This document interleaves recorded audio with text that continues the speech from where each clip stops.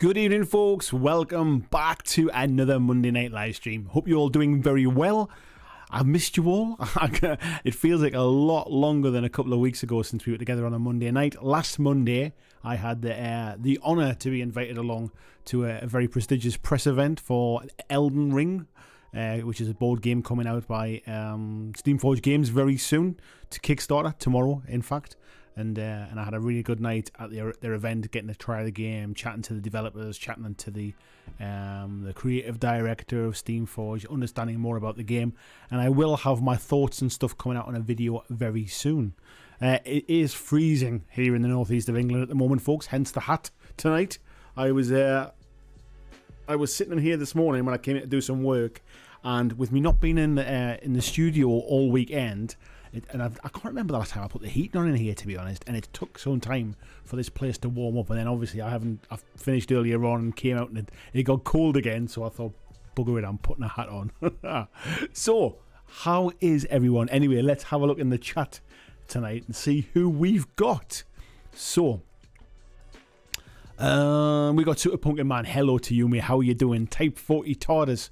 Good evening to you as well. And Tasty Brain Drain, hello sir. Colin Mack, good evening to you. We got Brian Sane. We've got Major Tom as well. Good evening to both of you. Camo, good morning. Jez Hunt, oi. I never got back to you, mate, did I? I need to drop you a message when I get a chance. When I just saw your name there, I am terrible at following up with messages, mate, so apologies for not getting back to you. Christian Rees, hello to you. I hope you're doing well, mate. How's things going? VJ, good morning, sir. How are you doing as well over there in the land of Oz? Skulldoggery, hello to you. Al Cluley says, it's been a while.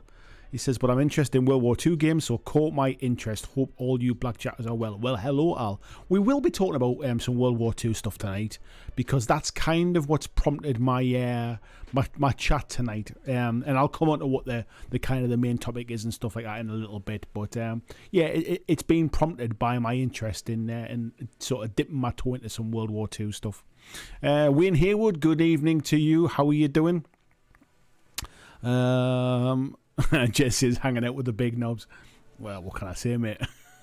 It takes one to know one. Tyrion, hello to you as well. Nice to see you in the chat. Camo says candle. Nice effect. No, I don't have a candle on, mate. That's the lamp that is in the background every single week. Where are we up to here? Christian telling all you fine folks to hit the like button.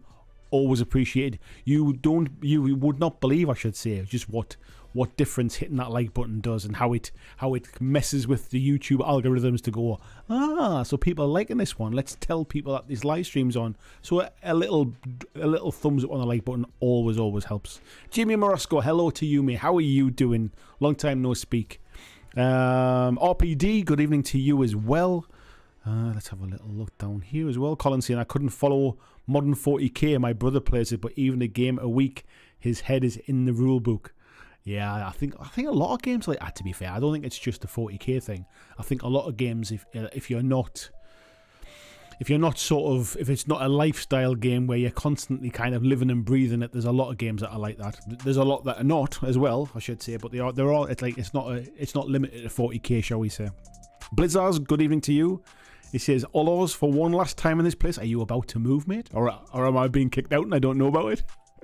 Tavinda, nice to see you as well. He says, finally made it while you're live.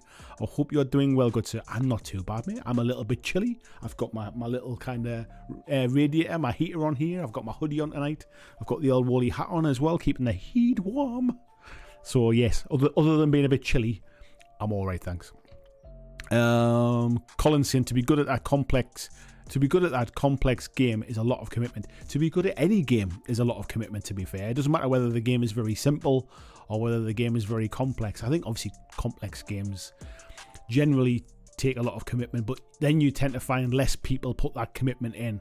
So it's maybe, is it easier to be good at a complex game if you put the time in as opposed to a more simplified game where lots of people can get to an average level, shall we say. Where are we up to here? VG says, I shall cheers you on my birthday 2 days later.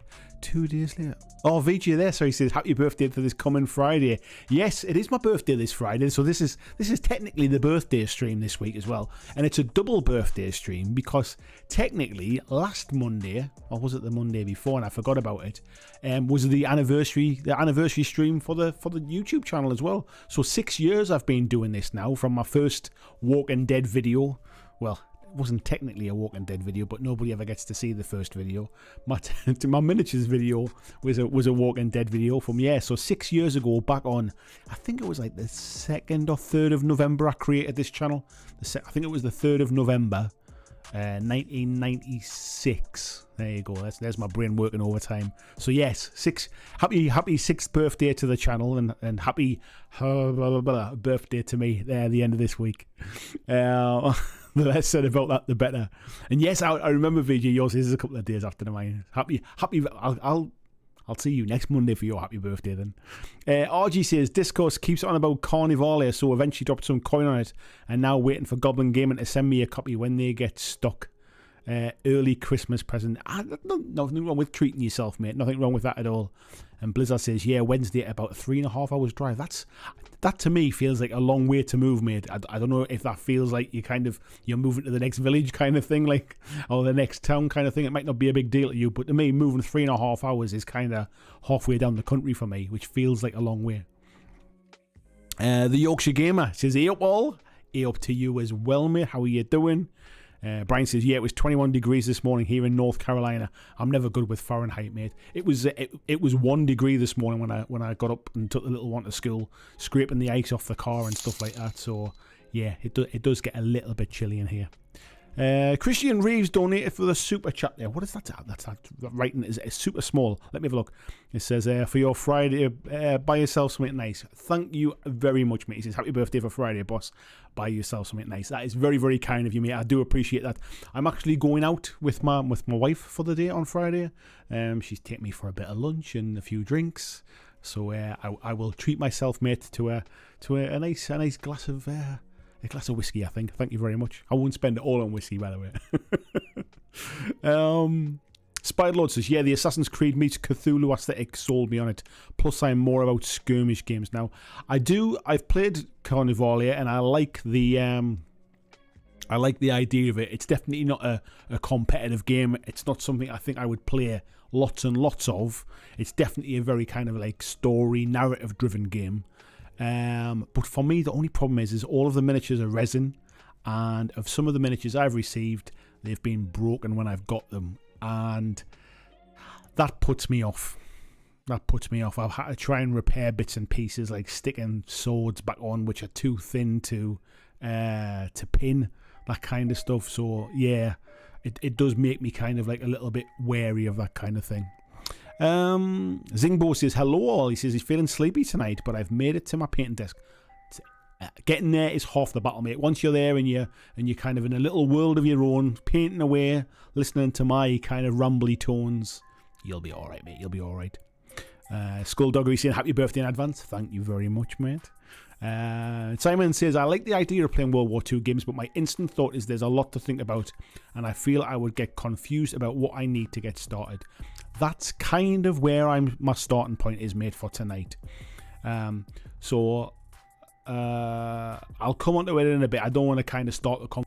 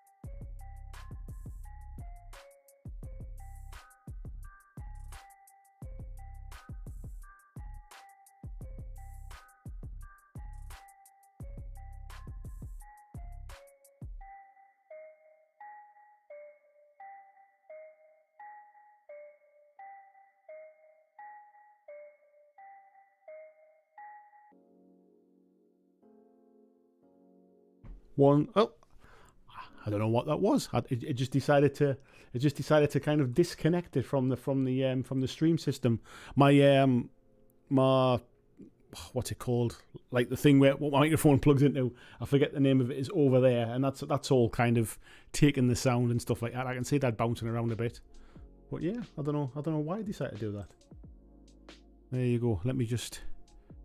Yeah, there we are. Thank you, Christian. It was because it started ringing on my wrist. My phone's on charge over there, so I didn't see it. But my watch started ringing, and when I saw it was you, I knew there was something amiss. I knew there was something had gone wrong. So yeah, thank you very much. He says, yeah, no mic, but the music's still going. Yeah, it was weird. Like I say, I don't even know what they're called. The audio bit, the audio thing was absolutely fine. So the sound's going to the mic, the sound's going from the microphone into the PC. For some reason, I basically just had to change the input to the mic and change it back again inside Streamlabs, and everything worked again. So I don't know what went wrong there anyway. There we go. But thank you very much. At least we didn't lose it for long there. Let me go back to the chat. Where were we up to? There we go. Yeah, that's what I was saying before it all went off. I was saying that basically I've been doing this for 6 years, and I'm really surprised that kind of like where it is now. I'm coming up towards. I think I'm not far off, like less than 100 subs away from like 18,000 now, which is quite nice. Like 20,000. Like when I started doing this full time, I thought if I can get to 20,000, that's a nice number, and then I can kind of forget about subscribers at that point. Like because I'm never going to be one of these 100,000, 200,000 channels like Uncle Atom or kind of like like Midwinter Minis. I don't do that kind of stuff. I don't do the popular stuff. Like I didn't start YouTube at the right time.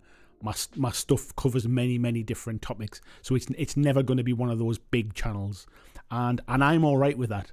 That's why for me, doing what I do and getting to 20,000, and I mean this like this is no disrespect to anybody else, but for me that's quite a big achievement to get to 20,000, because I wouldn't say there's anybody else kind of covers the wide range of like random stuff that I do, and specifically doesn't kind of put a lot of GW stuff in there to keep getting them little bumps. There's not really kind of anybody else that's kind of got the subscriber base that I have, covering the wide range of kind of the lesser known games, shall we say. I know like Ash Barker obviously covers a lot of different games and things, but he gets a big bump every weekend with all the new GW releases, which always helps him. And you've also got people like Beast of War or On Tabletop who do cover a lot of different stuff. But to be fair, their big climb, their big numbers came from when they were primarily doing GW stuff a while ago. And then actually once they stopped doing it, it took them a long time to kind of to grow from that point to where, like, I think they were up at like 80-odd thousand, 90-odd thousand, and it took them a long time to get that last 10, if you like. Thank you very much there. I can't even read it from here. Let's see who that is. Tasty Brain Drain, thank you very much, buddy. Thanks for the super chat there for the donation. He says, have a round on me.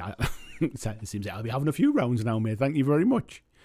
So yes, for me, doing what I do, getting to 20,000 will be a huge personal achievement, and then after that, the numbers is kind of irrelevant. I don't really kind of worry about it anymore. So getting to 18,000 I would say in the next few weeks, is a nice little kind of mini achievement for the end of the year, I would say. Let's have a little look down here as well. There we were up to. RPD played the first ever Dead Zone game a few weeks back, and to be fair, it doesn't seem like a complex game. No, it's not complex, mate. It's not a game that you need the rule book all the time. It's certainly a game. The only thing I would say for Dead Zone is it's one of those things where you need to reference models, stats quite a lot. So and because all of the stats are in a book kind of thing, unless you're playing with like a easy army printout type thing, you're constantly kind of referencing the different stats of the different models. For me, it's the kind of game, especially at skirmish level, I'd personally prefer kind of individual cards, a bit like kind of Star Wars Legion or something like that. But that's a personal taste thing for me, and I can make them for myself. Yeah, VJ says, I shall cheers the channel too, then yes. Prawn Toucher says, evening all, I see bolt action on the thumbnail, so I click. Well, thank you very much. We will be talking bolt action. Alex Berry, good evening, mate. How are you doing? He says, looking forward to tonight's topic and happy birthday for Friday. Thank you very much, mate. It's just as well the club wasn't on this Friday because I wouldn't be able to go anyway, mate. So for those, obviously, that don't know, and that'll be everybody because I haven't told anybody yet, I met Alex for the first time last Friday. He's one of the guys that goes to my local club, and I went for the first time on Friday. We had a game of Gaslands. There was 2 tables playing Gaslands, to be fair, and there was 6 people on each table. I think there was 6 people on the table as well. And we had like a bit of a mass race across the table, and Alex went ahead and won the game, didn't he? And Blizzard saying, yeah, huge move. I've lived 26 years in this town in 4 places. Yeah, it does feel like kind of like a long distance. And Jess says, yeah, first frost for the northeast. It was chilly this morning, mate. I'll be honest. I was sitting in here, like setting up the live stream and stuff for tonight, and I've got the heater on. I've got my woolly hat on and stuff. I've got my hoodie on, and I felt all right. I felt pretty warm, but my fingers were like blocks of ice. When I'm doing the thumbnails and you have to kind of like cut out the images and stuff like that. One day I'll probably show you how I do it all. It's a right funny on, but I enjoy doing it. But you have to kind of like go around. If I had like a nice drawing tablet and stuff, I'd be able to smoothly draw around it. But I don't. I go around with the mouse and click, click, click, click, click, click. My finger was freezing, just sitting there, just click, click, clicking away. Mighty Dice, good evening to you, mate. RG says, isn't the important thing is that it's fun to play? Historic war games always have those who want it to be a simulation and therefore make things more difficult than it needs to be. Don't think that is limited to people who play historical games. There are people who play 40k that are like that. There are people who play Kings of War that are like that. There are people that play Dungeons and Dragons that are like that. There are just some people who like to make a game a simulation and need things to be very accurate and very law accurate, whether that be 40k or whether it be D&D or whether it be historical stuff. And there are those that just like a fun game. It's not just limited to historical stuff. Thank you very much for the super chat there as well from Clyde. Thank you, buddy. He says, heat the studio fund. To be fair, it's not a money issue. It's just bloody freezing. That's what it is. But thank you, mate. Maybe I'll put it towards a second heater and get it done a bit faster. What it normally is so other side of this door to my right, we have our washing machine, our tumble dryer in there. And quite often, if I'm working in here during the day, like I'll put the load of washing on and stuff like that. So the tumble dryer kicks a bit of heat out as well. So the room gets quite warm. So I very rarely kind of heat the place. But what I stupidly did, because I was on my own over the weekend, my wife was away with her friends up in Edinburgh for the weekend, and I was at home with a little boy. I did the washing at the weekend, didn't I? While I was kind of just sitting around the house playing games with a little one. I kept popping in and putting the washing in. So I peaked too early. I was trying to be a good husband and getting all the cleaning and washing done for my wife getting back. But what happened? I inadvertently used up my supply of hot air. Yes. Just revealed something amazing. Didn't hear it. Yeah, sorry about that one. Let me scroll down a little bit. Now we're back. Mordecai Todd, hello mate. He says, I play my first game of Kings of War this week. Glad to have the live stream while I assemble my Night Stalkers force. Awesome sauce. Brian's talking about a little bit about Finnish armies and Russians and Germans and Japanese and Italians and Belgians. I'm assuming you're talking about bolt action, I think there. Prawn Toucher says, I think the best way to start bolt action is with a starter set or just the main rule book and a handful of models. Yeah, we'll get onto that in a little bit. Christian sharing the link there as well for the BlackJack Legacy Patreon. Thank you very much, mate. Hopefully, folks, that you can see that kind of the mojo is kind of flowing again now. We're back on a bit of a crest of a wave now, and the output that I've been putting out has kind of increased more recently as well. And that generally is what I expect things to kind of be. I've been through it like it's not like I've kind of had any kind of like sort of like depression or like anything serious kind of thing, but I've been through a bit of a down patch, I think, like through the back end of the summer and stuff like that, and through a lot of the summer, to be fair, like a little bit aimless, I think, maybe not really motivated by stuff. There wasn't really any cool stuff coming out. I think we're kind of coming through it as a gaming kind of hobby fraternity, if you like. We're coming through the back end of the COVID wave, so basically where things weren't really getting developed through COVID. we're coming through that we came through that period of time where not much stuff was getting released, so there wasn't a lot to talk about. There wasn't a lot to get excited about. I feel like we're coming out of the back end of that now, and things are starting to get fun again. Type 40 Todd says, I'm hoping Warlord Games drops a hint on what their plans for Conflict 47 will be. At least update the rules to 2.0. Interestingly, when I was at Mantic's Open Day recently, I was chatting to the guy who paints the studio stuff for Mantic. Like, I think they send away some of the character models and the big models off to Angel Heraldez. But the army painting goes to, and I apologise, but I want to say Anthony somebody. Oh, is it like Anthony Mackenzie or something like that? I forget the name now. I apologise if anybody knows what it is. I'm sure they'll help me out. But he had a couple of mates with him who'd kind of come down for the day and were kind of hanging out.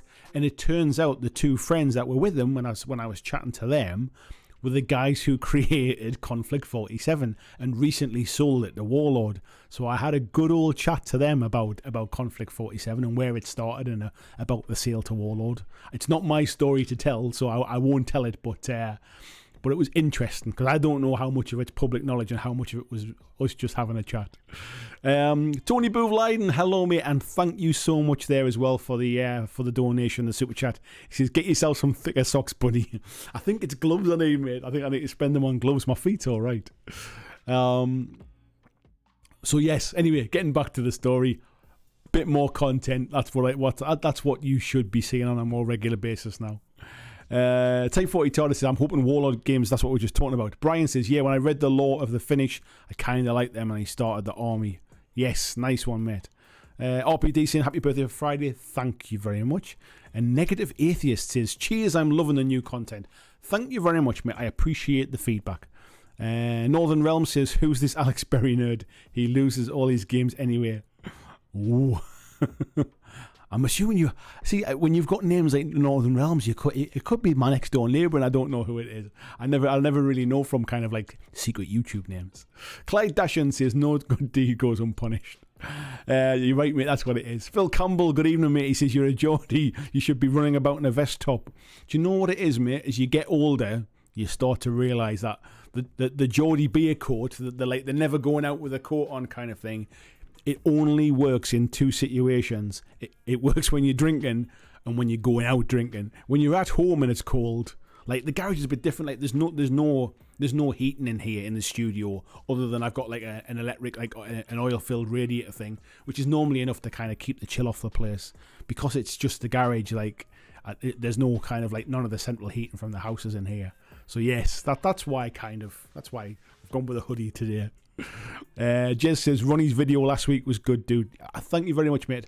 It's handy when like it's ideal, and I'm really fortunate that like people like Ronnie will come to the studio sometimes, and we sat down and I think we recorded either 3 or 4 videos in the time while he was here. Like that is a really good use of time for me, because in the space, like I think he was here from about 10:30 till about 2:30, something like that. So in the space of 4 hours, along with us just chatting for a bit and kind of having a coffee and just kind of shooting the breeze, I managed to film like 4 bits of content, and then I just need to go away and edit it and film some B-roll and do all that kind of stuff. So when I start to get into the kind of swing of things and I'm planning ahead, I can become more efficient with the content. But when you haven't got a lot of back catalogue of stuff to kind of release, you end up having to film something, like edit something, upload it, get it straight out, film something, and you have like it ends up like it's not the most efficient way to do it. But like I say, like obviously doing like 4 videos with Ronnie allowed me to kind of start to give me some time to, so I could edit a couple of videos, put them up for a couple of nights, and then that gives me a couple of days to film and record other stuff, and you start to get back into the swing of things a little bit. But yeah, I've got stuff coming up in the very near future. I've just been having email conversations backwards and forwards with Tom from Moonstone.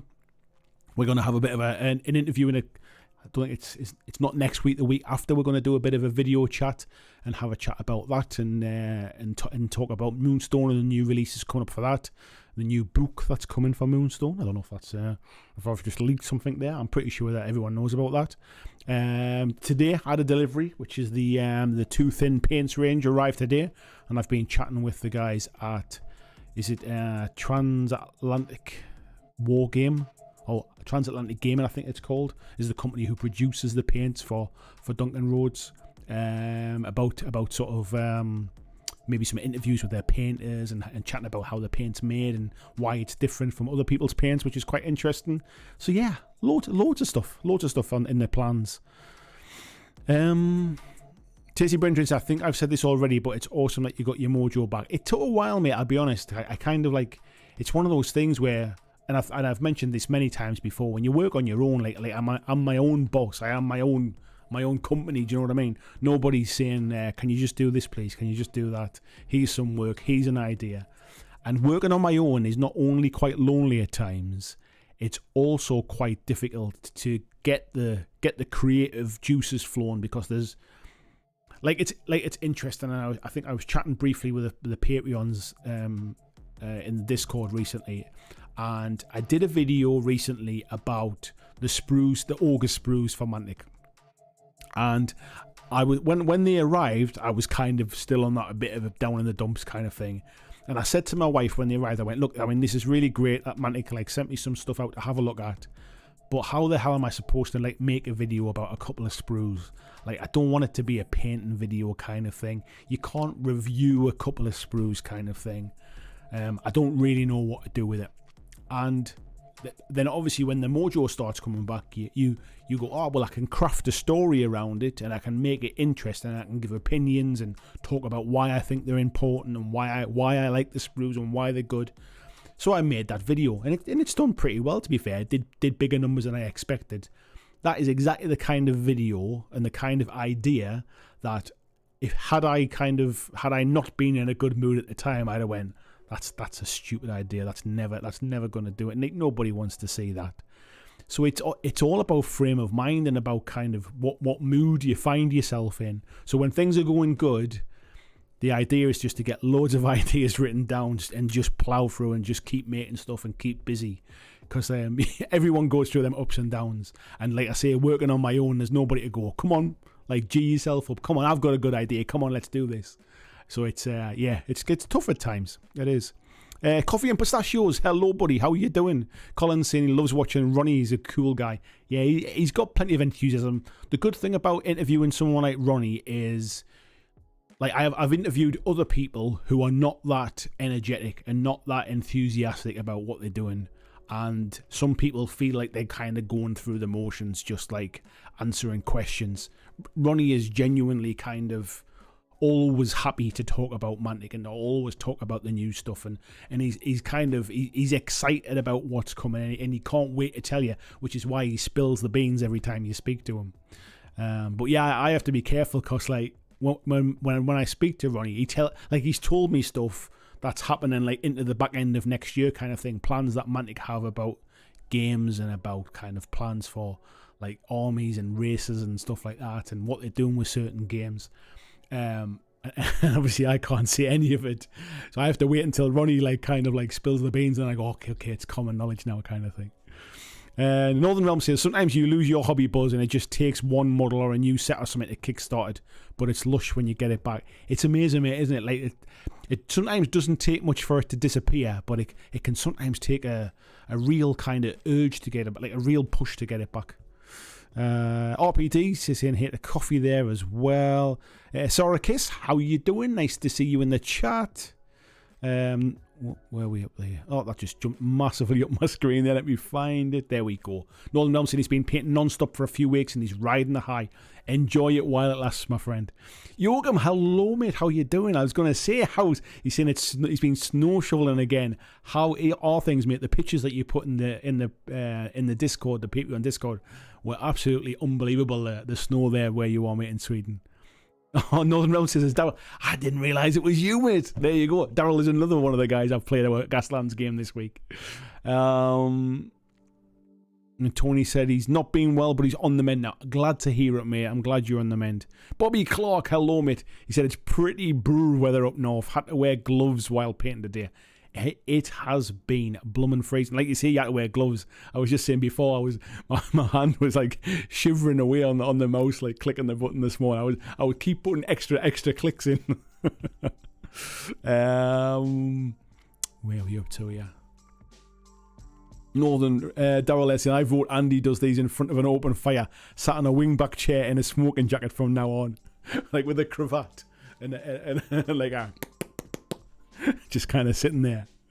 Maybe even a glass of sherry. Sherry's not my thing, mate. I'd probably do a brandy or a rum or a whiskey. I'd prefer, to be fair. Kevin Gallagher, hello mate, how are you doing? He says, great show Andy, how about Kings of War historical? Plenty of things in it. It's not really something that exists anymore now, mate. It's like it's not really been updated for a long time, and the historical elements of Kings of War tend to be the like Romans, Greeks, Trojans, Persians, that kind of thing, and that's not really my kind of bag when it comes to the historical stuff. Skulldoggy says, I think I third the idea. The motion gains approval. Yeah, who needs all this kind of like this like fancy big table for playing games on and stuff? All I need is a nice little kind of little corner chair. The big Chesterfield wingback thing. We'll sort that out. Take care, coffee and pistachios. See you next time. Jez is saying the new Moonstone troll looks awesome. The new Moonstone stuff does look awesome, mate. Northern Realms there saying, I was surprised to see the price of the two thin coats paints most expensive on the market.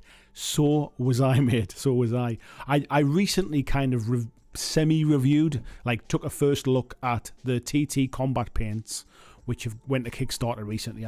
They're in a bag up there, to be fair at the minute. That's why I can kind of see them. And whilst I like the paints, one of the things I said about them was like that they're not like. The market is pretty flooded when it comes to paint companies now. Like you have things like you've obviously got GW, you've got Army Painter, you've got Vallejo, you've got Pro Acryl, you've got TT Combat stuff, you've got Turbo Dork, you have what's the other ones I'm thinking of? Scale 75, isn't it? I always want to say Scale 73. I don't know if it's Scale 73 or Scale 75. Whichever one of them it is. And now you've also got the two thin coat stuff as well, along with all of the other ones that we've got. And other than things like contrast paints, speed paints, which are a bit of a breakthrough, are really something very different. Everybody else, whilst there is different qualities of paints, like the white from this company's pretty good and the metallics from this company's pretty good, whilst there's variance across the ranges, like there's not one range where you would go, look, this range it beats everybody else hands down, it's fantastic value for money, there's no point buying anybody else's paints, just buy this one. There's no one range that's like that, and the market is pretty crowded. And I must be honest, when the two thin paints come out, it felt like it was kind of just trading off the back of Duncan's name a little bit. And then obviously the TT Combat paints come out, and I was thinking, well, they're going to be, if TT Combat stuff is to be like kind of thought about, then the price is going to be the thing that probably sets them apart a little bit. And I think they said if you backed it on the Kickstarter, they were half the price of Vallejo paints. But yeah, I was surprised as well when I saw that video recently, because I hadn't seen a list price for it, for like stuff, like a retail price for the two thin coats, and it does seem like they are the most expensive paints on the market, which is highly surprising, I would say. Yes, Scale 75 are close behind, yeah. But the difference over them from GW is they have bigger pots, where I think they're like Scale 75 and Vallejo are bigger pots than the two thin coat stuff now. Super Pumpkin Man says, I love reading about history and watching documentaries, but playing historical miniatures games is just not my thing. I don't know what it is. I think we might as well kind of like, I know there's a bit of chat about paint and stuff like that, but I'll let you folks chat through that. And I don't know what it is recently. I've been getting a bit of an itch around kind of like World War II stuff. It's like historical stuff's never really been my thing. But I never, when I was at school, we never really kind of like sort of we didn't do any like our history wasn't about like World War II. We did like kind of the Industrial Revolution. We talked about Romans, we talked about Victorians and stuff like that. But for whatever reason, we never covered World War II. So it wasn't something that I was like, well, not only wasn't then and even now wasn't that knowledgeable about really. So it wasn't something that interested me for one. And it's a weird thing to say. I'm interested in war, but like you know what I mean. I'm interested in the history of the wars and stuff. It wasn't something that I really ever interacted with. Was never massively into war films and stuff like that. But recently, like I don't know what it is. I've started to kind of get a bit of an itch to do a bit more digging into it, and I started looking at like bolt action and started looking at some World War II ranges and stuff like that and other games to see what was out there. And then since then I've started kind of watching stuff. So I only I think was it last night, the night before, it might have been last night actually, I noticed that show that's on BBC at the moment, which is the SAS Rogue Heroes, about how the SAS was kind of formed back in World War II out in the African desert. Like I started watching that yesterday, and I've watched like 4 episodes of like the 6 episode series, and that's like it's a bit more kind of like sort of Dirty Dozen-esque kind of thing, but it's an interesting show, and there's obviously some history in there as well. And I've been watching like World War II kind of in color type documentaries and learning about like sort of like the fight at Stalingrad and about the like the Blitzkrieg and that kind of stuff. So I've found it interesting. So it's kind of fueled a little bit of a fire, but I'm not thinking this is going to be like a big thing for me. I don't think. I think it's something I might not even play. I might just collect an army to have as a little project, just to kind of paint in my free time, but with the idea of it's a playable force kind of thing at the end of the day. I don't know where it'll go. It might, in a month's time, it might come to nothing. But I think when I like with the Hobby Mojo kind of on the boil again, I think it's just kind of it's fueled a bit of energy to look at other stuff, I think.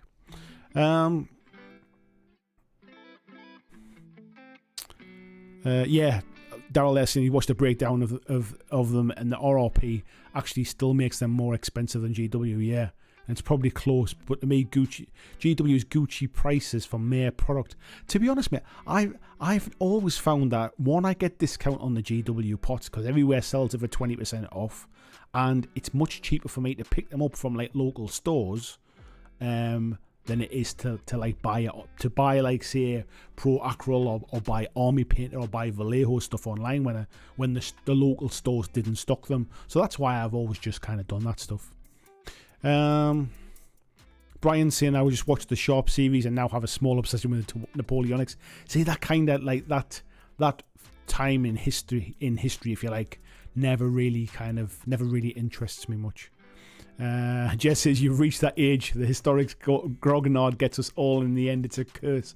It's funny that way because I must admit, like I did think, is it just like an age thing? But like, yeah. Clyde saying Brigade games have some grape sharp minis. The French characters are something that other companies tend to miss. Alex is saying 02 hours. Was it 0200 hours? I think, isn't it? Is the only World War II game that's caught my interest. However, in my first game, I got a bit confused, and that's put me off. Yeah, I've heard bits and pieces about that game as well. I don't know a lot about it, to be fair. Super Punky Man says, I feel all men as they get older gain an interest in World War I and II. I don't know what it is, mate, to be honest. Like I don't really know where it's come from recently. I think it's potentially because like I have games coming out of my ears when it comes to like sci-fi and fantasy and things like that. Like there are certain games I will just always love, even if I never play them, just because I love the background and I love the lore and the like reading the stories and things. But yeah, I feel like kind of I might do a bit of digging into it. Colin saying, must I admit, trying to playing a World War II game would be weird for me. My grandfather possibly killed people during the war, and I don't know feels ought to play a game around it. There's a lot of people feel that way about like historical gaming, is that it's real and it happened, and that it's kind of maybe uncomfortable for some people. For me, I'm not necessarily looking at it like a like a historical exercise and to take it super serious. For me, it's kind of like playing those Hollywood, kind of the Hollywood films, you know, like Fury and Saving Private Ryan, that kind of stuff. So that's kind of where my head's at. I'm not going deep into it, kind of thing. Yeah, Tony's saying to Daryl there as well, the two thin coats paints work out about 0.02 pence per mil more expensive. Not enough to warrant attention. I think the problem with them is it's like they are physically, I think, as well, though, the most expensive. Like, I think they're more expensive than GW pots, I think. Caesar Perez, hello, mate. See, I remember when I was getting into Wargames, I was super intimidated by the rule books. Probably why AOS lured me with its four-page rules. Yeah, I think a lot of people kind of felt it at the time, mate. Tiny Wargames, hello, buddy. How are you doing? Christian says, I'd be happy to come up with you my bolt action German army and give you a game next year. I didn't realise you had a German army, mate. There you go. That might help me choose which one to pick, mate. Like so I have something to fight against. But yes, you're always welcome, mate. Jazz Cat says, I'm late to the conversation. Confusing in what way? I haven't actually started the main conversation yet, mate, so you haven't missed anything. But it's saying rules I don't find confusing, but there are times I ask why do the rules do it this way? I'll come on to it now, actually, to be fair. And what I'll do is do I want to record it? I'm not sure. I'll tell you what, let's record it for the clips video, because then I can always do something with it if it turns out that I've said something of interest. So I'll do it that way, and then we can get onto the main topic, and then we can all kind of chat about it then, because there's kind of two parts to what I want to talk about. So tonight, the main topic I want to chat about tonight is around the fact that recently I have kind of started to get the urge to dip my toe into some World War II gaming, and I've been looking at different systems and kind of deciding, well, you know, is there a particular game that I'm interested in? Is there particular model ranges that I'm interested in? And what I would say is I'm finding it very confusing. And let me explain what I'm finding confusing. So I put a post on Twitter, I think it was maybe only last night, and I kind of say I don't see a lot of sort of bolt action stuff in my Twitter feed. Tell me who the kind of who's the accounts that I should be following. And because I see very little historical stuff in my Twitter feed. And my Twitter feed's quite well curated. I see lots of nice painted minis and people playing games, but I don't ever see any historical stuff. So I wanted to find out who were the people I should be following and kind of talking to. And I had a really good response, but a lot of the things that people kind of like fired at me, which were a little bit off-putting, I'll be honest, were things like, well, I don't play bolt action. I prefer I can't remember what it's called now, chain of command. Is it only kind of those models you want to see? And what I said kind of was that I'm just looking for inspiration. Like, it doesn't really matter where the models come from. I just want to see some kind of World War II table layout and nicely painted minis and that kind of stuff. So then somebody else threw in like, oh, if you're looking at like bolt action, you're looking at the wrong scale. You should be doing 12 mil or you should be doing 6 mil. And then somebody else said to me, well, don't forget there's loads of other companies out there as well. Like loads of other companies make World War II miniatures. There's not just Warlord. And I got the impression that there's a bit of an not anti-Warlord vibe, shall I say, but it's almost like kind of Warlord or the GW of historical gaming. And as soon as you kind of say, oh, I'm looking at this, people try to point you in other directions. So that was one thing that kind of like was like, hang on, I'm coming at this with zero knowledge. I'm coming at this with no experience of historical gaming, and I'm trying to dip my toe in, and I'm basically being sent off in 25 different directions. So that was part of it that was confusing. The other part of it that was a bit confusing is the fact is that when you do kind of, if you decide there is a certain game you want to play, let's say bolt action for argument's sake, because I like the way Warlord has their ranges much more easily kind of to be able to kind of see like what's what, if you like. And I like the fact that bolt action isn't as historically accurate. It feels a little bit more kind of World War II 40k, if you like. It's a bit more of a game than a historical simulation. But what is a little bit confusing is like if I was to pick up, let's use 40k as an example. If I want to play 40k and I think, oh, I want to play Space Marines, I just buy some Space Marine models and I can kind of get started building my army. The confusing thing when it comes to historical games is there are a lot of different time periods, even within like kind of World War II, shall we say. So there's kind of like early war, there's mid-war, and there's late war. And armies like the British Army or like the American Army or the Germans had different troops, had different equipment, had different vehicles, different tanks across the kind of time period of the war. And because of this, it becomes confusing as to, well, what do I actually buy? That there doesn't seem to be an easy route in to, well, like I'm playing in this time period or whatever, if that makes sense. Now, I know people will say, well, you just buy one of the starter sets and then you can kind of grow from there. But the starter sets are usually kind of, I think the Band of Brothers starter set, for example, is Americans and Germans. I think there's another starter set called Island Warfare. There's another starter set called Gentleman's War. I think the Gentleman's War is kind of set in the in the African deserts, like the desert warfare type things, and has, I think it's like the 8th Infantry. This is all stuff I'm learning just from over the last couple of days, against the Germans. So I think it depends upon kind of, you need to kind of almost have in mind which nation army you kind of want to start with, and go from there. But then that's the point. I mean, like, so for example, see, I decide to ignore the starter boxes and I decide to go with the Russian army, where like there's lots of different parts to it. For example, obviously the Russian, there's like the winter stuff from Stalingrad and stuff. There's all sorts of different formats to it, and it's not obvious. And I've looked on their websites and I've kind of like flicked through information, and it's not really obvious as to whether like things fit together within these armies. Now, from what I understand, and I think this is right, bolt action isn't really played in a specific time period, and this is one of the reasons people don't class it as a very historically accurate game, was because there's nothing wrong. You can take an early war army and you can use late war tanks and you can fight against an army that's from the mid-war. It really is a game as such, and it's not necessarily historically accurate.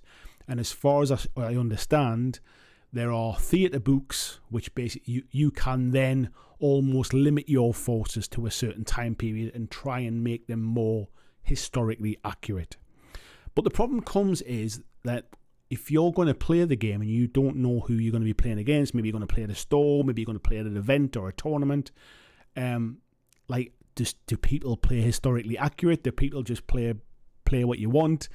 That it all becomes quite confusing. And so actually, and this, it becomes even more confusing as you then spread out across all of the different World War II rule sets. That everybody was kind of thrown at me, like, what about this? What about this? What about this? What about this?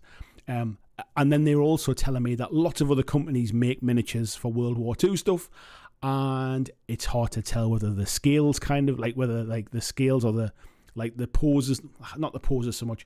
You know how sometimes some miniatures are very kind of caricatured, a little bit more chunky. Some are very much more human proportion and quite thin. It's hard to know how things kind of fit together. Will they look coherent in an army? It's also confusing as to, like, I don't even know half of these companies exist.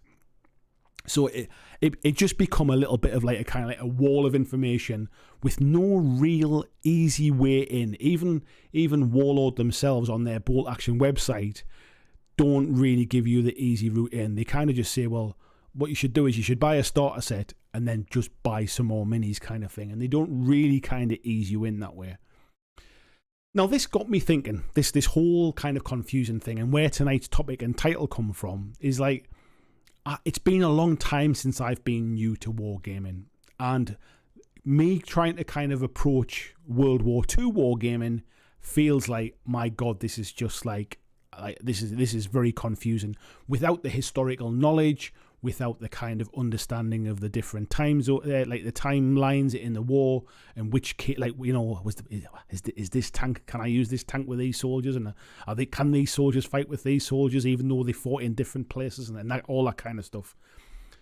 Is that how beginners feel when they walk into like sort of fantasy and sci-fi war games. When somebody walks into 40k for the first time, is that how they feel? When someone walks into Kings of War for the first time, is that how they feel? When somebody picks up an Infinity box off the shelf, is that how they feel? Because it got me thinking about how accessible actually are war games for complete beginners. Because Games Workshop have worked really hard, to be fair, to try and create. They've obviously got their stores where they have their beginner intro games. They have their paint ranges designed by, like sort of shade and layers and highlights and dry paints for dry brushing and air paints for air brushes. Their brushes are all designed with kind of like small detail and big tank brush and all this kind of stuff. They've done a really good job of trying to beginner friendly their system. Now, I'm not saying that the rules for their games are necessarily beginner friendly, but they have very easy sort of start collecting boxes. If you buy if you like orcs and you buy anything for 40k orcs, you can play that in your army generally. But other companies I'm not so sure about. You take Mantic as an example. You all know that I play a lot of Mantic stuff. The biggest thing that's missing from their games is instructions. They don't tell you how to put things together. They don't tell you what the different weapons are called, and it can be quite frustrating. Like, even one of the things, and I forgot to mention this on the Orc sprue review, is that all of the bits and pieces are labelled really well on the sprue, but I've no idea whether they include instructions in the finished box, because I just got 2 loose sprues, and some of the arms and the guns only go together with one other arm. So like a left arm and a right arm are like a matching pair together to hold the gun in a certain way. And it doesn't, like the numbers and the letters don't seem to kind of correlate up. It's like, you need to take A6 left arm with F7 right arm kind of thing. It doesn't seem to make much sense. Like Infinity, for example, they do their starter boxes for Code 1. They do their beyond their starter boxes, a little bit like the video I did the other night on the Dystopian Wars stuff, which is kind of like an easy maybe route in, but like some of the names of their units are almost unpronounceable a little bit, and even that can become quite confusing. A lot of their models look relatively similar, and it's not that easy to see what things are on the tabletop. And it just got me thinking, really, like, because it's been such a long time, like I say, since I was a beginner at tabletop gaming, is how I feel about historical gaming. Is that how our hobby is? Could we do more to kind of make our hobby more approachable for beginners? Like, young people coming in, we're really relying upon people like us who are watching this video and kind of maybe chatting in the chat tonight. We're relying upon people like us to demo games to people. We're relying upon people like us to take somebody by the hand and tell them how to do it. We're relying upon people like me to make videos, like beginner friendly videos of this is how you play this game, or like what's the easiest route in, or what should you buy next after you've bought your starter box. Like, these companies are relying a lot upon the communities and upon the kind of sort of people who like making videos and podcasts to almost bridge that gap between sort of I'm interested and getting started. Like, for example, I don't play Magic the Gathering, but Magic the Gathering seems absolutely baffling to me as an outsider about all the different types of things. Like, I keep hearing about like commander decks, and I hear about these secret lair releases, and I hear about these foil cards, and when I see people chatting about it online, it's like a foreign language to me. It doesn't make any sense. And I do wonder if that is how kind of miniature gaming is seen to an outsider, and is it one of the barriers to getting people in? Like, people who play video games, it's such an easy stepping in point. Like, video games don't come with instruction books anymore now, because they've learned that basically the easiest way to get you to learn how to play a game is basically just to throw you in at the start and kind of like take you through a tutorial level where they go, right, press A button to jump here and that kind of stuff. Like, we don't necessarily have that very much when it comes to miniature gaming. Like, I looked at some, I think it was the instructions that came with the Band of Brothers box set, and it basically gives you an idea of how to build stuff. Like, it's all like build these ones with I don't know if this is the right term, but like let's say build these ones with a Browning rifle, but then it doesn't tell you on the sprue what a Browning rifle is. So you then have to start like Googling what does a Browning rifle look like and trying to kind of understand which rifle that is on the sprue. I just find that there's a bigger barrier, I think, than I first thought, and I wonder if there is something we can do as an industry, and I include myself in the tabletop industry in what I do. Is there something we can do that makes wargaming of all different sort of sizes and flavors? Is there something we can do that makes it more accessible? I'd love to know what you think. Let me know down in the comments. Let me know in the chat if you're doing this live now, and I'd love to have a chat with it about it. So, folks, that's kind of what I'm getting at. I'm not saying that the bolt action rules are difficult, because I actually think the bolt action rules are not that difficult, which is one of the reasons why I'm interested in that as a game. I like the way Warlord do their box sets, because like it's like, well, you know, at least I know I can browse their site rather than shopping across 25 different websites and stuff like that. But that's because I'm new. This is why GW are the absolute behemoth that they are, because they've sort of worked out that the landscape is really muddy and it's quite difficult to navigate. And actually, if they can just take you by the hand and guide you through the process from I'm interested to I'm playing a game with my own army, like they've got you kind of thing. Historical stuff feels very, very much a different case. Let's have a little look here and see what folks are saying here.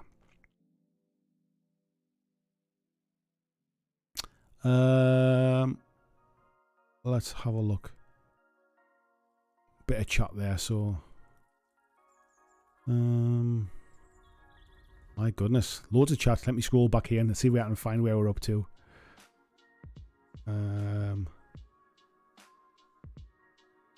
There we go. I'm just going to dive in here. There's way too much chat to go back and read everything. I'm just going to dive in.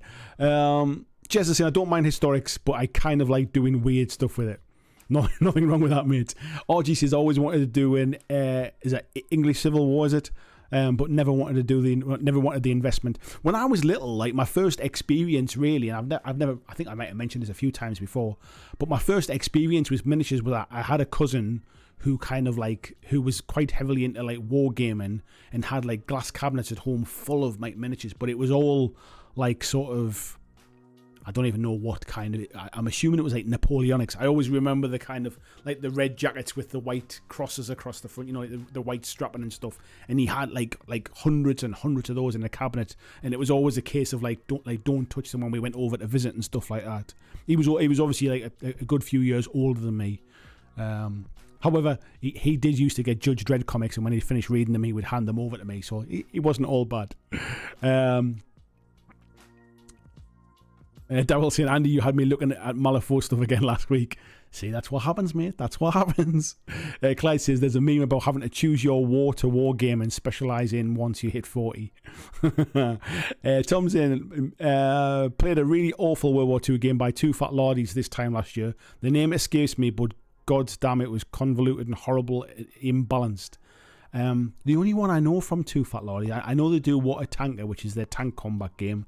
They do Chain of Command, I think, which is like their kind of squad-based game. This is all because I've been kind of like looking into stuff recently. They do something called Water Cowboy now as well, actually, randomly. Tasty Brain Drain says, actually, I've been interested in World War II since I was 14, and it's not a question of if I'll start playing, it's a question of when. I think I'm starting to think a lot of people get to that one. Thumbnail says, I've always viewed war games as a game of tag like kids play. If a war game got too real, it's trying to get me to experience the realities of war, then it wouldn't, to me, be a game anymore.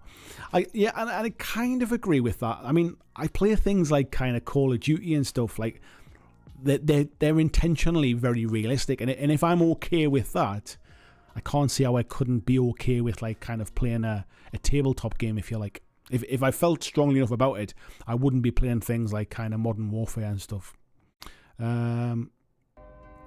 Keyleo says, must knees run. Have a great night and evening, everyone. Thank you very much. Type 40 Torres says, I've always been a history nut, but I admit World War II games don't grab me.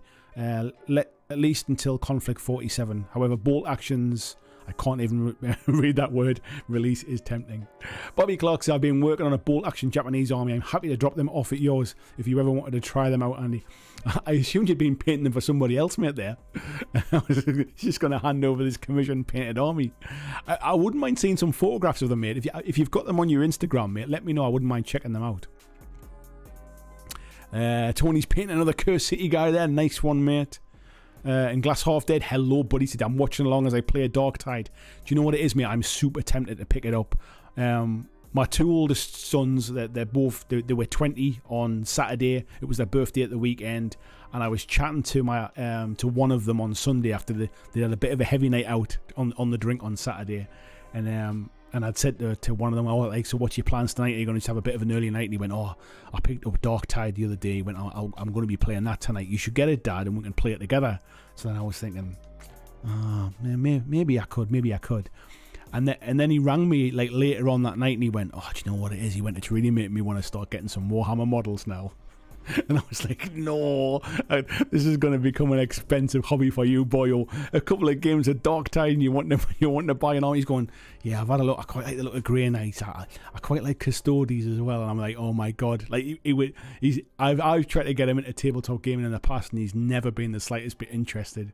But now he's kind of tucked away in his student accommodation on his own. He's been brainwashed by Dark Tide. Are you enjoying it, mate? Is the question I was going to ask you, because I am considering buying it. I do like Vermintide. I played quite a bit of Vermintide too, and I played a lot of Left 4 Dead back in the day as well. So I know the kind of game it is. I'm just wondering whether I should shell out for it. Christian said he's only just started collecting them, hoping to have them ready for around March or April. Maybe we set ourselves a little point, mate, a little deadline, and that way we've got something to aim for. Bit of chat going backwards and forwards. Tony says all games confuse me. It's not even so much the game, mate. It's not even so much the rules. It's more the entry point and where do you go from there, kind of thing. And it just got me thinking about, like, I wonder if it's something we take for granted. Like, you know, are we just so ingrained in the hobby now, and we're surrounded by information and we're surrounded by people, and we kind of absorb sort of like knowledge by osmosis from each other just by sitting in chats like this, for example. Like, do we just take things for granted that a newcomer coming in just to, like, it's like walking into like just a brick wall of like, what the hell? Like, what do I do? I've got to do what? Like, I do wonder that. Colin says he still wants to see Glass play Dead Zone. What are you playing at the minute? I mean, obviously you're playing Kill Team, mate. We know that. Are you playing anything else at the minute? That would be interesting to hear, mate. Henry, hello, buddy. He says, Bolt Action's a good game, but the rulebook is organised for shit. Looking up rules is a pain, but the ordered dice is a great mechanic, and that makes the game worth a go. Do you know what it is? That makes me think of Lord of the Rings. Battles in Middle Earth, because everybody tells me, oh, it's Games Workshop's best ever game. I love that game. And when I tried to play it, I didn't learn from somebody trying to teach me. I learned by me and a friend going halves on the starter box some time ago, the Pelennor Fields one, and trying to learn to play from the book. And the layout in that book is absolute garbage as well. I've no idea what the new book's like, because I know the new one just came out, or is coming out this weekend, I think. I've no idea if that's changed at all. But when I tried to play it, I just basically just was like, yeah, I've had enough. I ain't playing that anymore, kind of thing. And I never touched it again. Like, games shouldn't be like that. You should be able to pick up the book and be able to learn how to play the game.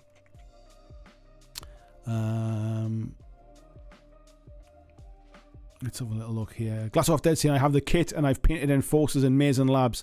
It's slowly getting there. I look forward to seeing it, mate, then. Daryl saying, Andy, to throw my hat in the ring, 20mm battle group or O group. I don't want to do anything smaller than 28mm, mate. Honestly, it doesn't, like, if it's things like ships and like vehicles and stuff, that's a bit different. But when it comes to miniatures, I'm honestly, like, personally not interested in anything smaller than 28mm. I'm getting old. My eyes are not what they used to be, and I don't want to be painting tiny little things. Let's have a little look. Tiny Wargames says, look up Crossfire rules or fast World War II rules gameplay. You hit your head on the nails there. He says they fire out quite a lot of rule sets that are okay and a load of okay models, but they're big as far as historical games go. Yeah, that's kind of what I kind of got the impression is that like they are the GW, if you like, of historical games. That's the way it seemed to be. Brian's been ironing up some Blood and Plunder there. Clavak, hello mate, he says there's so many rules, scales and basing systems that it's a miracle two people can play a game of historicals. That's exactly that. That was the impression I got. So whilst I was trying to ease myself into like a historical community and try and find out a bit more information and take those tentative first steps, what I actually got was, don't buy that, buy this. No, don't buy that, buy this. Don't buy that in a different scale. Don't play that game, play this game. And it was just like, oh shit, like. I'm just trying to have a little look, and that's what I mean about like is that what happens generally? John, how you doing, mate? He says I smell historical talk. I knew if I kind of just dribbled it in there a little bit, mate, you'd come running. Thank you very much. You are always welcome to come and help me with historical stuff. I know you have offered your services before, so I might be picking your brains in the near future. Prawn Toucher says a lot of people dislike Bolt Action because it's fairly ahistorical, but it's a fun game and a great start as a first historical game. Warlord offer a good one-stop shop, and that again is good to start with. And that is kind of why it was the first place I looked, because it was something I'm aware of. It's approachable. Like all of my worries. Because I don't want to go into this kind of like the rivet counters and the button counters and all that kind of stuff. All games have them kind of people. All games have people who will only play your 40k army if you've used the right kind of sort of, you know, the right formations for your Blood Angels or whatever it is. Every game has those kind of people. It is not limited to historical games. It's just people like to throw that at historical games as a bit of a thing. But I felt like, from what I understood, that maybe Bolt Action was less historical and more World War II action, a bit more kind of Kelly's Heroes, a bit more like Saving Private Ryan kind of thing, and maybe it was for somebody like me that doesn't have that historical knowledge, maybe a good kind of sort of easing in point, if you like. Dalton, I think the question you ask is part of the issue though. Asking for World War II games is like asking for sci-fi games. You're going to get loads of answers. So I didn't ask for World War II games. That's the point. What I said was, I don't see a lot of Bolt Action sort of minis on my timeline. Who are the people I should be following? And that's where everybody else gave me the advice of, oh, well, you shouldn't play Bolt Action. Why are you limited to Bolt Action? You should be looking. Like, that was when everybody went blah, blah, blah, kind of thing. So I wasn't asking for World War II games. That was the thing. I started looking at World War II games and decided Bolt Action was probably my best route in. And then that was the point when I started asking to kind of look for inspiration. Clyde's recommending 148 Tactics. Tiny Wargames says, get yourself 1,000 point of British Army or go look at some Germans. Yeah, the different theatres of war, as I was saying. Yeah, I remember you saying that further up, mate, and I didn't want to kind of get into it because I knew I was going to kind of get into it down here. It's just confusing as to, like, as I said before, it might just end up being a bit of a painting project, and I might just kind of pick up the models that I like and maybe make some dioramas or something like that, and that might scratch my interest. But I'd at least like, and do you know what it is? This is kind of where I started with 40k when I first started in the hobby. Was I was just painting. I didn't know. I didn't have a rule book. I didn't have a codex. I didn't look at the game. I didn't really know much about the game. I was literally buying the models that I liked the look of, and I was just painting them up because I was just painting for painting's sake. And it got to the point where I had quite a lot of models that I thought, I wonder if I could kind of use what I've got to play a game. And that was the point where I started to kind of delve into it. And I wonder whether this kind of historical World War II thing is going to be something similar. I'll just do it as a little bit of a painting project. But at the back of my mind, I'm thinking, well, if I'm going to build up a big enough force, I'd quite like to be able to play with them. And that's the point where I come into that, well, well, what can I use with what kind of thing, and what can you do? Yeah, Northern Realms says a lot of historical gamers want to build armies that are homages to battles and units. Yeah, I think they do, mate, and that's kind of where. So this is where it becomes confusing, especially, is because if I wanted to play 40k, I don't need to have inherent knowledge of the Horus Heresy to put together a like an army, if you like. Like if I want to play, let's say, if I want to play AOS, for example, I don't need to have read every AOS novel to put together a force that is accurate, shall we say. But when it comes to World War II gaming, for me, it's not the historical aspect. I think that it's not historical accuracy that's attracted me to it, if that makes sense. Yeah, Ed's saying there it was Chain of Command. Yeah, I actually watched like a how to play Chain of Command thing on a YouTube video yesterday. Just kind of to I actually think it was it was John was in the one that I watched, I think, just to kind of see how it played, and I kind of had it on in the background while I was doing something else, and I must admit I must have looked away for for a couple of minutes, and when I looked back again I was thinking, whoa, I'm not really sure what's happened there, so I would need to kind of pay a bit more attention, but I don't have like an opinion on it or anything like that yet.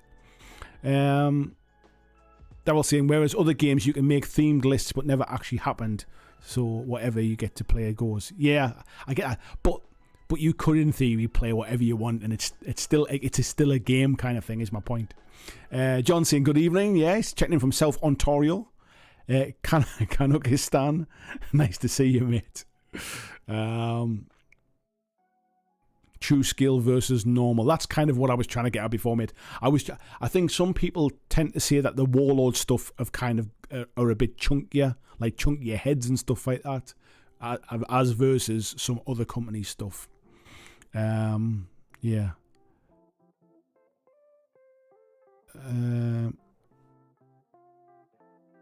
Let's have a little look.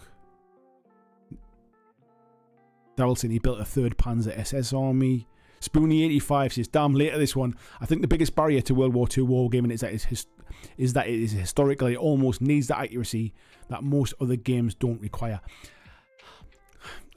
And that therein is kind of like, I think that's kind of what I'm saying as well, is that need for historical accuracy over just having fun, if you like, is where one of the barriers comes. And I do wonder if that's like historical wargaming's biggest Achilles heel kind of thing. Like, is that a barrier that instantly just bats a lot of people away? Is it a bit of, I don't want to say gatekeeping as such, but like maybe gatekeeping is the right word. Like if you don't understand the history, you've got no place, like building an army kind of thing. That's the way it kind of feels as an outsider.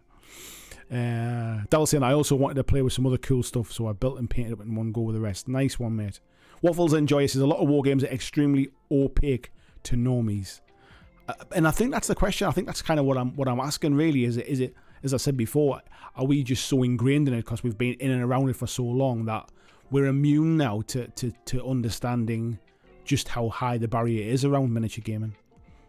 Wayne saying Bolt Action do starter army boxes, giving you about 1,000 points. I bought the British Airborne set to get started, but I feel the same about GW. Wouldn't know where to start. I think that the difference being, mate, is if you bought anything from GW for that faction, you could use it. I'm still at this stage not sure that if I bought anything for, say, the British Army, that I could use it together. I'm not sure whether I could. Yeah, Christiancy and Warlord have a starter force for the British Paras and American Airborne. That's 60 quid for a 1,000-point army. It's a great starting point if you want to collect either of those. Yeah, I've been looking on their website. Obviously, their starter boxes look great. Like the newest one, which I think is the Gentleman's War one, looks like a good starter box. Everybody seems to rave about it. If you're looking for armies from that particular kind of theatre or that particular time period. And I think all of the different factions basically pretty much have like a starter army. It's more a case of understanding, like, am I buying something that actually is not really what I want? So let's just say, for example, I want to have like a Stalingrad force of Russians. Like, am I buying the right stuff? It takes me now to have to go and do the research to understand what kind of stuff I'm looking for, because the boxes don't specifically necessarily kind of point in the right direction. And maybe I'm being a bit naive about this, because, as I said before, I don't have the historical knowledge. But as somebody coming in as an outsider, it's not obvious. Is my point. And that's the bit I'm kind of referencing back to. Is that how people feel about general miniature gaming, or is it something specific with historicals? Yeah, Prawn Toucher there saying Warlord starter sets are pretty good. With bolt action, it's best not to worry too much about the history at first. Just get one that appeals. But you're right, I can see why it's intimidating. I think, to be honest, I almost wish they said that, though. That, like, they don't explicitly say buy what you want. Like, what? It's kind of almost implied you need to stick to time periods, but it's not specified. So it like if they said there's an early war and a late war, or an early war, a mid war, and a late war stuff, and they actually put on their boxes like late war Germans or early British or whatever it was, even that would be kind of helpful. Or they had like a little symbol that kind of referenced it, and so that you knew, like, oh well, if I buy this British force, and these are early war, like that box will go with it, because that was early war as well. It's something that I remember Ronnie saying, or I remember somebody from Mantic saying, is about like they don't include instructions because their models are designed for modelers and hobbyists. And it's something that's kind of stuck with me. They might not stand by that anymore now, but it was the reason that was kind of given to me when I questioned about, like, why do you not have instructions? And it's like, well, because like they're designed for people who know what they're doing, kind of thing. And that's the impression I get when it comes to historical stuff, is it's designed for people who know what they're doing. So if you're like me and you don't know what you're doing, that's a hell of a barrier before you've even bought your first box. John says, I think sci-fi fantasy has less barriers to entry by design, whereas it's helpful to find a start point or a point of interest in historicals before you even buy a single model. And I think that's the point I'm at, mate. I think what I'm trying to find is what's my stepping in point, like, and that is essentially what my post was on Twitter really yesterday. Was about, I'm just looking for inspiration. I don't see any kind of World War II bolt action. I specified bolt action, which is why I got a bit of flack, I think. But I don't see anything in my feed. So tell me who I should be following to see some cool pictures, basically. And I think I'm kind of just trying to find my feet with that one. Bo Paints Minis, good evening. James says, as a relative newbie to Wargames, that's exactly how I feel. Good evening, by the way. Good evening, James. I'm glad it's not just me with this stuff. Bo Paints Minis says, yeah, good luck putting together a Mantic kit. It's kind of, it does frustrate me. I like a lot about Mantic. I like a lot about the way they do things. I like a lot of their products. I like a lot of their games. But it really, really frustrates me that there isn't build instructions to come with their stuff. I know people that are relatively new to wargame and relatively new to model building, and they've bought Mantic stuff and just went, I gave up. Like, I'm just not going to bother because I've got no idea. And it's the reason why they go back to GW stuff, was because they come with really, really clear instructions. And maybe they've had to pay a little bit more money, but at least they've had an enjoyable experience in kind of building them and getting... They end up putting together the thing that they thought they were buying. Where with the Mantic stuff, which has no instructions, they get frustrated by the fact that they don't know whether they're doing the right stuff. They don't know whether they're putting them together right. They don't know whether they're making mistakes and making models that they can't use in the game. I think it's just, for me, it seems like a no-brainer. I would do it if it was my business. Prawn Toucher says, I hadn't thought about that. Building a World War II guy and not knowing which gun is which might be a struggle if you aren't a big history nerd. Yeah, this is what I mean about being like absolutely new to it. Like, I'm not a big history nerd. I don't know what the different guns are called, and I don't know like all of the specific stuff, and I don't know what kind of kit should go with which kind of like sort of with which kind of troops, if you like, or which kind of what they called, like units or whatever. I don't know. RG says, I think the bigger issue is it's not clear on how to move on from the starter sets. Yeah, there's that as well, mate, to be fair, because like I say, I can pick up a starter set, be that like a 2-player one or a single-player starter set, because I know Warlord do some really good ones, but it's not obvious what's next, and I think the temptation is just to buy more of the same, I think, and try and like just keep it all, you know, like uniform and looking coherent. Like even their website, like I think have I got their website up here? I think I have actually. So let me flick across to here. So this is, so if you go to the Warlord Games website, and I think there's like a getting started button. If you click on that, it'll take you through to this bolt action website here. Now this is an old website. I think, like, if for example, if you click on read a full battle report here at the bottom, can you see that? Yes, you can. If you click on this read a full battle report, you click on that and it loads up, and it's from August the 20th 2014, which is basically like, you know, that's like, what's that, 8 years old now. Like they're playing different rules. They're playing bolt action version 1, not the version 2 that we have now. And essentially what I mean, it's saying like you need 2 armies, you need a rule book, you need a table, some terrain, dice and tape measures. And if you click on these, it gives you like a little pop out box that gives you a little bit of information. But if it's saying like, it tells you what your first purchases are, so it's saying like just buy a starter set, right? And it's telling you there, go and buy the Band of Brothers starter set, and it's like, well, that's got Americans and Germans in. What if I don't want either of those? Like, but let's assume we do. Like, right, okay, I'll buy that Band of Brothers starter set, and it's saying, right, get yourself a rule book. Well, actually, the rule book comes in the starter set, so that doesn't seem like the right thing. Like, is there something in this rule book that's not in this starter set, for example? And then it's saying, buy yourself some German reinforcements, and then it's just saying there, just there's plenty more squads. Just buy some more stuff.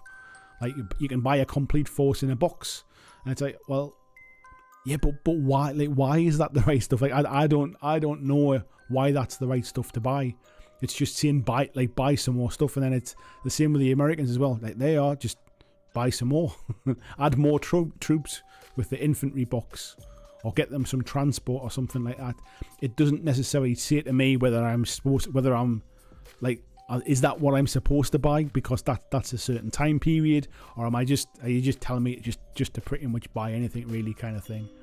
So it's nice that there's something here trying to guide you, and it's more than any of the other companies do, but it's still not like it's still not really obvious. Like, and it's saying about here, like, you know, you've got infantry, you've got transport, you've got tanks, which is like, you know, it's great, but it's not like, it's not obvious. It's not obvious. That's kind of what I'm getting at. Let's have a little look here. Jazzcat says, every time I check out a new minis game, regardless if it's skirmish or army size, I always feel confused on where to start and where to go next. I very much agree.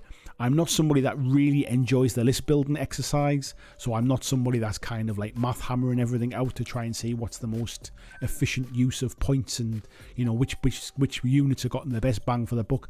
I tend to just buy the models that I like, or that I like the look of, kind of thing. And as long as I'm building within like a force organization type thing, I just build the models that I think are cool generally. But it's not easy, is it? Like, next steps is a hard one.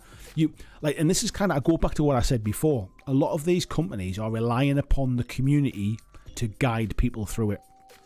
They're relying upon friends at a local gaming store or friends at a gaming club to give you some advice. They're relying on you going onto Facebook or Twitter or onto Reddit or something like that and getting advice. They're relying upon YouTube videos being made, kind of like, of how to play the game, or like, basically like, these are the good units, or here's how you build an army, or something like that. There's a lot of heavy lifting done by the community around these games. Tony saying, social anxiety disorder aside, I'm in the absolute beginner category. I find the rules confusing a lot of the where to start, confusing the whole thing, literally a no-go zone. It's interesting, like, it's kind of like, like, interestingly here, like Daryl's saying there, I mean, it's kind of in the rule book, the force organization charts tell you what you need as minimums. which is true, but when you're first looking to buy your first purchase or where to start or what to do, you generally don't have the rule book. And that's like, if you're doing a bit of research, it's why I really like the games that either give you the core rules for free or give you the rules for free, because then you can go and look at them, you can go and have a look at the information, you can have a look at how the game plays, you can look at how to build an army and that kind of stuff, and you can decide if it's something that you want to step into.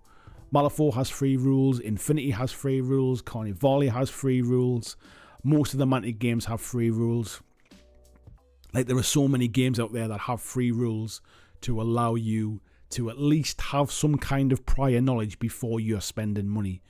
Where with games like 40k, with games like Bolt Action, and many others, you need to, at the very least, buy the rule book to find out what you need to buy to make something coherent. Eddie Hall says, I'm a casual gamer and play a lot of different games. To me, as someone who doesn't play all the time, 40k has the worst, most convoluted special rules and stats. Awful to try and keep up with it all. I think this is something that we all kind of like, we're all guilty of. And it is the idea that you need to play all of the rules that are in the book. Like, I remember playing Kill Team the first time around, like when it was like the 98 version. And I quite liked Kill Team, I'll be honest. I quite enjoyed it, but I never used any of the specialities. Or what they're called, specialisms, I think it was. I never used any of that. It was just another layer of complexity that kind of complicated the game for the amount of times that I played it. So when me and the guys I played with, when we played, we never used them. We just basically left that bit out. And I think, like, 40k is very much the same. Like, there's a fun game in there. Like, there are thousands and thousands of people playing the game. I think we all think, even if we're not somebody that plays in tournaments or plays in events or plays with a big group of people, or a constantly changing group of people, like, if you're just playing with one other person, you can kind of pick and choose the rules that work for you. You can just, like, you can forget half of them. You could say, right, I'm not using any of the terrain rules. Terrain just blocks line of sight, right? Like, if I'm on this side of it and you're on that side of it, we can't see each other. Like, there you go. We've just taken away all the terrain, like, issues kind of thing. If you don't like playing with all of the different sort of special rules and stats, and like not stats so much, but like a lot of the different, like, you know, what they're called, I forget now. You have like you have like your first objectives and your second objective type stuff and things in the games. Like, just play with one. Just change them. If, like, it's about having fun, so just pick the bits that, like, make sense for you.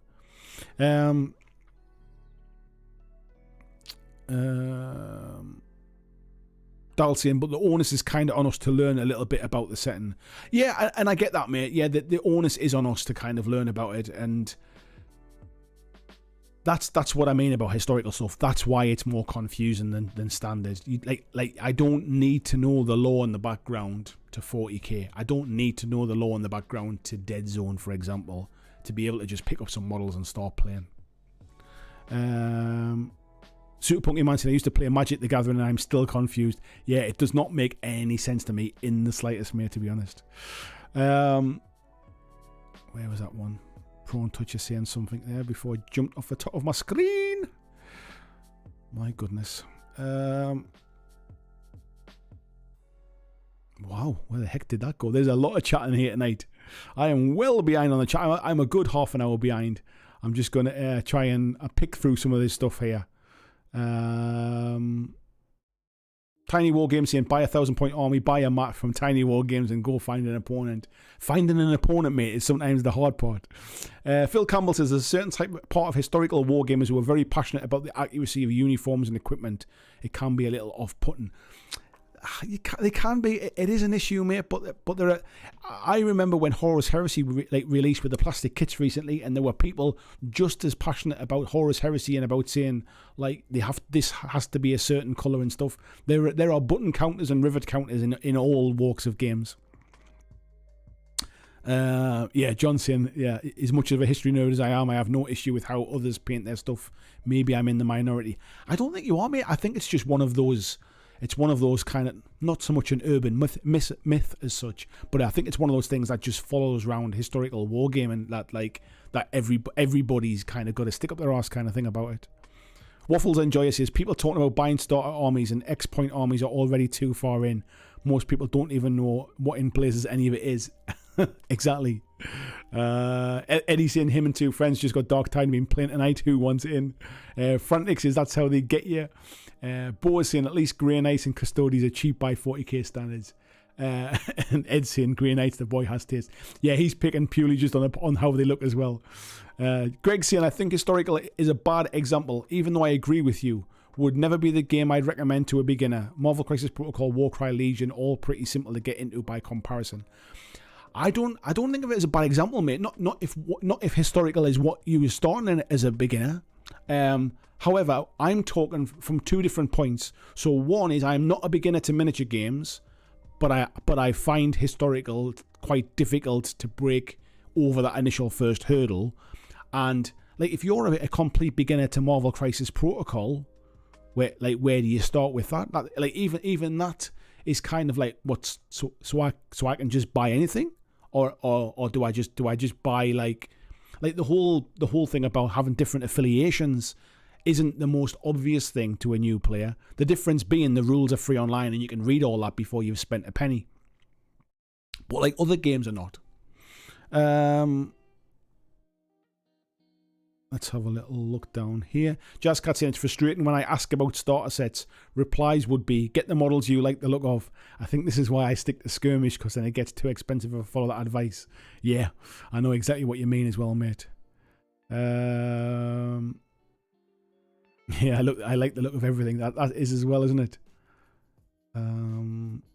Yeah, Bo paints me saying the worst thing about starting a 40k army is which war gear do I put on my models? What if I make the wrong choice?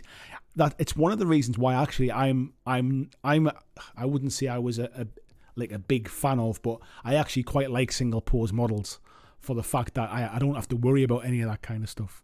Andy says, I don't think you need to worry about a historical war thing. There's no violence in Bolt Action or Flames of War. Video games are much worse. Yeah, it doesn't bother me personally, mate. I think it was in response to a question that we said a bit further back. RG saying, I saw Andy's interview with TT Combat from a year ago and now I just want some Rumble Slam minis, even though I don't know how to play the game.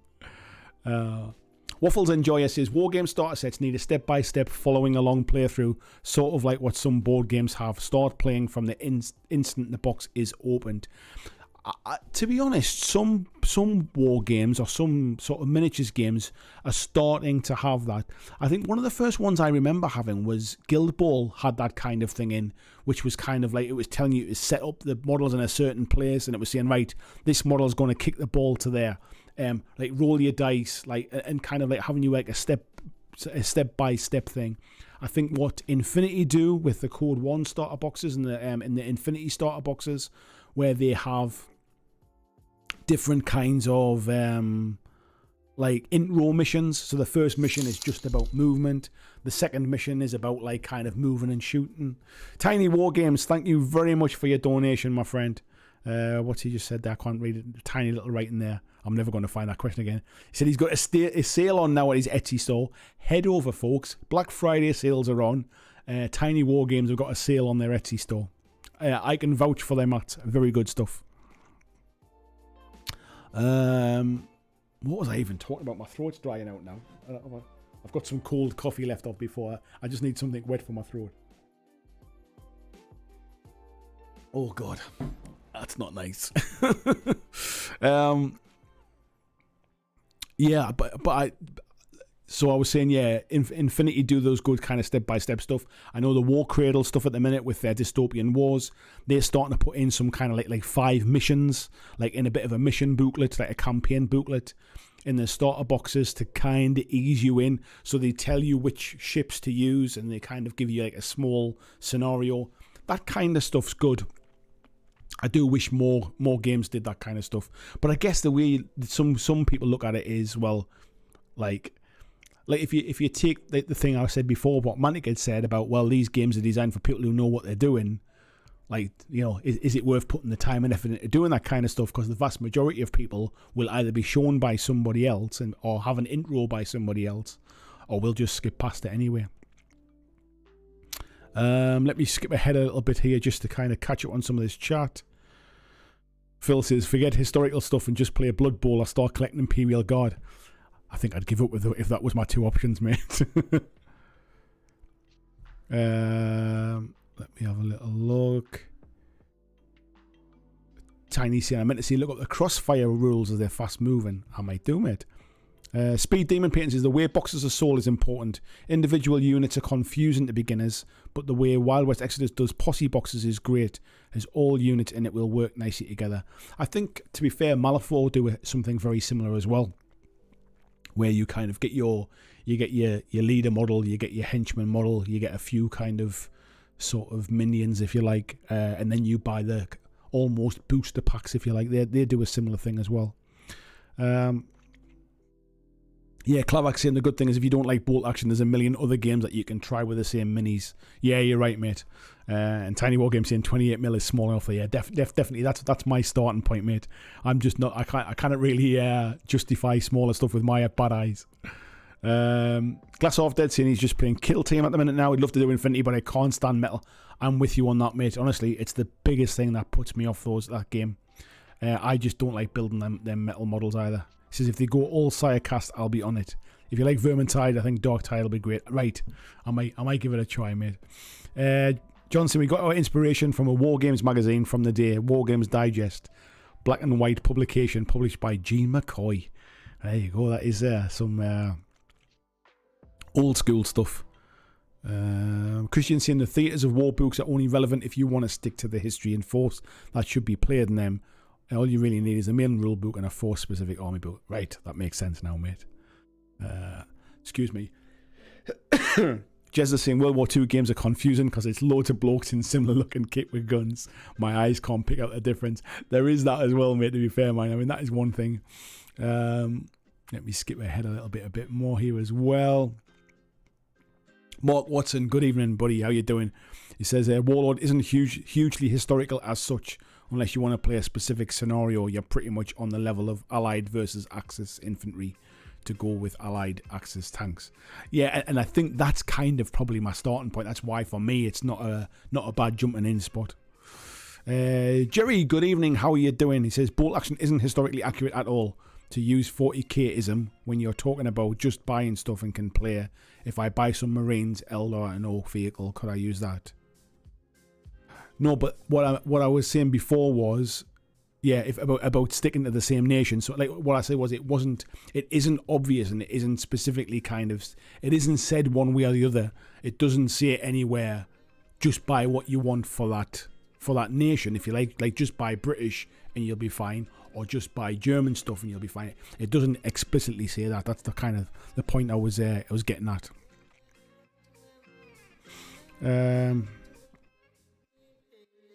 Let's have a look here. Pronto just saying, I think you're overthinking it. Yeah, very, very much, mate. Very much. And that's my point. I'm probably overthinking it because I don't know enough yet. Like, I'm coming at it completely new. And as I'm starting to delve into it, this is the kind of information that's coming back at me. So when I'm looking around, the information about like early war Germans, late war Germans, kind of mid-war British, that's all been fired back at me, and then that's confusing me to the point where I'm saying, also, I can't just take anything. I can't just take what I want. And then when I'm looking for that information, nothing explicitly says that I can just take whatever I want. That's what I mean. So I know what you're saying about I'm overthinking it, but I probably am. That's what I mean. But I'm completely new. This is how somebody new to it, without any information, like comes up against a brick wall. That's the point I'm making. You're coming at it from somebody who obviously knows the answer because you're giving me the answer. Mark saying, I like how Star Wars Legion does this with symbols that tell you what force thing belong to. Yeah. Waffles is saying accuracy is cool for some people. Andy's saying they mark them as early, mid and late war. They didn't on their website, mate, to be fair, and that's what I was looking at. Jerry is saying they do have them on early, mid, and late war on the front. I must admit, I haven't seen it when I've been looking. I don't know if that's something that's just isn't blatantly obvious. Let me have a little look here, and I'll bring up their website and we'll have a look together, because maybe I completely missed it. I didn't see it, but let's have a little look. So we go bolt action. Let's go Great Britain, and let's have a look here. Now I wonder if this is the reason, because basically it doesn't instantly kind of show the boxes when you look at it. So if I come, this is another thing that kind of frustrated me as well, was like they then have every starter bundle, the same starter bundle, but in like 10 different languages, rather than being like a drop down option kind of thing to purchase. So, and now, so that one is let's have a look at that one, a British Canadian Army starter. So it's telling me 1943 to 1945, and this is what I mean. So it's given me like a year period, which is making me think, oh well, that must be like a time period that I kind of need to stick to. That's what I'm kind of saying about that. And if it does say kind of early and late or whatever, then that's so. Let's have a look at this Stuart platoon thing. So yeah, like there's nothing on there that tells me kind of what year or what time period it's from, or which, or where they were used kind of thing, or anything like that. Let me go back to another one. Let's try a units or something in case it's not on the tanks. Let's try. Let's have a look at this British Expeditionary Force. So there's no picture of the box, like so I can't check that one. This is kind of what I'm getting at. So as somebody completely new diving into this to try and kind of find out some information, let's have a look at these British Air Commandos. So yeah, that one, unless it's in that tiny little writing there that I can't read on the website, it doesn't tell me anywhere. It says British and Inter-Allied Commandos, hard plastic 28mm multi-pose. There's something really small here that I can't see. If I click on it, oh, it does say right in the corner there. So it's telling me which part of the war it's in, but it's not on every box. It was quite hard to see, and then that leads me down the path of thinking, well, in that case, they must have like fixed time periods. I must have to stick to certain ones. That's why I kind of found it like. That's why it's more difficult than it needs to be.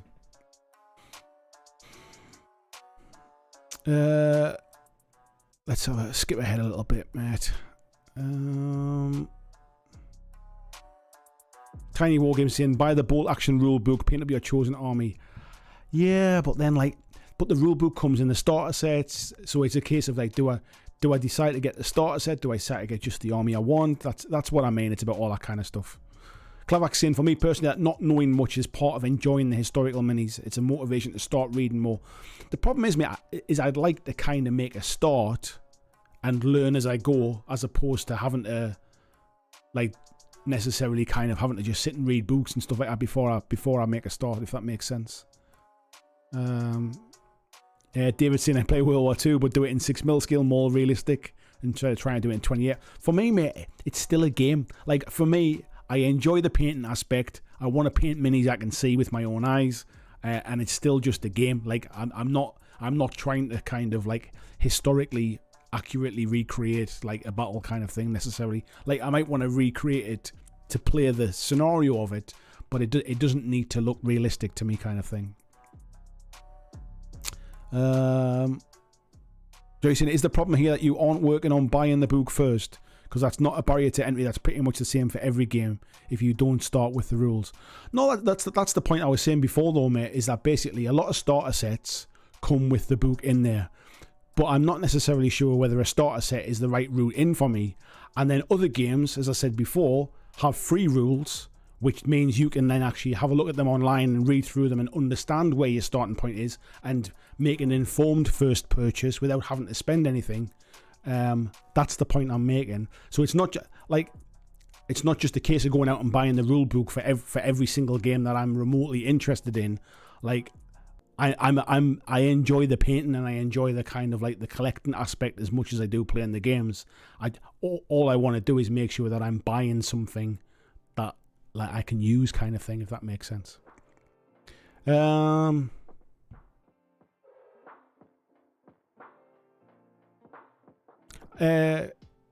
saying, Andy, did you know there was codex sort of things with force organization? I do, mate. Yeah, but then again, that's another purchase. So it's a case of buying a rule book, which is, I mean, like, have I closed that down? Let's have a look at the let's have a look at this. So if I go to bolt action again, then we'll use this as the example. So we have a look at rules and books. So it's obviously showing me all the different campaign books. So it's £35 for a rule book. And then if I want to, let's say I want to go with, I'll pick any army, just the first one I come up against. These are all different campaigns. Campaigns. Where's the armies of ones? I'm assuming they're £25. I mean, that one's in a different language, but I'm assuming that they're £25. So, like armies of Germany, 20 quid. Armies of Germany, 20 quid there. Oh, they're e-books. Let's have a look for Potter books. I'm not overly keen on their digital versions. See, like even this is like, it's not necessarily laid out the best. Digital books. Here we go. So let's say Great Britain. That's an e-book as well. Are these all e-books? Can you not buy them as a real book? £25 Armies of Great Britain. So it's £35 for the rule book. It's £25 for the codex, for want of a better word. So we're talking 60 quid before I've even kind of like before I've even looked at a model range. And this is just to find out what I can and can't buy to fit in with it. This is my point as a beginner. Like, I think a lot of you are basically kind of like sort of coming back at me, and I'm fine with the criticism, but you're coming back at me with lots of knowledge because you've already experienced it and you've already played it or you're aware of it. I'm explaining this in the point of a newcomer who has no experience and has no knowledge. So basically, for me now, this is a case of like, well, I need to spend £60 to see what I can buy. Like, that to me doesn't feel like a good route in. It's everybody's biggest complaint when it comes to 40k about having to buy all of the different codexes and everything else, and having to buy the rules and having to buy the codex. I'm not saying it's wrong. I'm just saying, like, think about it as somebody completely new to this, who's never played before, who's just trying to dip their toe in, just trying to see if it's something that might be for them, and instantly there's a 60 quid barrier.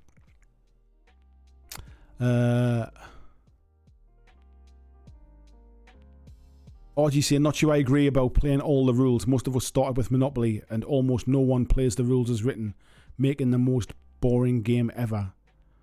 No, that's my point, is you don't have to play the rules. Like, that's what I was saying. Just says, I wonder why most starter sets don't include neutral units that when I do decide on a faction, I can still include in it. I think, to be honest, mate, it generally tends to be around balance. That as soon as you try to put in a faction that is a bit like mercenary faction, shall we say, it instantly seems to unbalance a game, because like you inherently put weaknesses into a faction to make it play a certain way, and you put strengths into a faction to make it play a certain way, and that's how you kind of almost balance things out and have different play styles. As soon as you start to put like sort of mercenary units in, people start to cover up for those weaknesses by just pulling mercenary units in to cover that kind of stuff. It's one of the reasons why Kings of War are looking to kind of take allies out of the new rules. It's now become like an optional thing to have allies in or not, where before you used to have allies, and I would imagine by the time the next rule book comes around, they'll be saying you can't have allies anymore. It's a good idea from a purchasing point of view, but I think it becomes difficult to manage from a balance point of view. Ed saying, possible controversial opinion, Horus Heresy is a historical game. I think that's exactly how people treat it, mate, to be fair. Let's have a little look. Lots of stuff there. Let me drop down a bit more. I'll dive in. RPD saying, I do wish Mantic did better instructions for gluing, as even I get stuck and use different weapons, and I've been hobbying on and off for years. Yeah, I agree, mate. I don't think it's like it's not obvious for a lot of their stuff. It's not obvious, and like what I ended up doing when I was building up the Ogre sprues was I ended up having to like pretty much just clip everything off. Work out, or those are the weapon options that I want to use. I'll just clip all of those off and actually physically just try and dry fit them all and see which ones match. Now, if there'd been like a little leaflet, a piece of information that says you want like A1 and B3 kind of thing, them's matching arms, then that would have been a lot more straightforward. But they just did, maybe I missed a few obvious ones, but there didn't seem to be any correlation between the kind of the letters and the numbers that were on the actual sprues. Tiny Wargames says, get German tanks. You can never have too many tanks, says John. Tanks are good, true scientific fact. To be honest, the idea of kind of painting some of the tanks is one of the attractions to me, to be fair. I quite like the idea of kind of doing like the tanks and doing a bit of weathering and, you know, like grime and streaking and stuff like that, and trying to do something a bit different, stuff that I wouldn't necessarily do with kind of maybe sci-fi and fantasy type stuff. Prawn Toucher says, I do think the best way to start bolt action is pick the tank you like the look of on pure aesthetics, and then just get an infantry box. That is definitely one way to do it, mate. Yeah. Yeah, Tiny Wargames is saying 6 mil my eyes. That's exactly how I feel, mate, as well. So Jerry's saying the Force Org is in the rule book for bolt action. So if the Force organization is in the rule book, what are the army books for? I don't know. Like, I'm completely new to this. This is my whole point.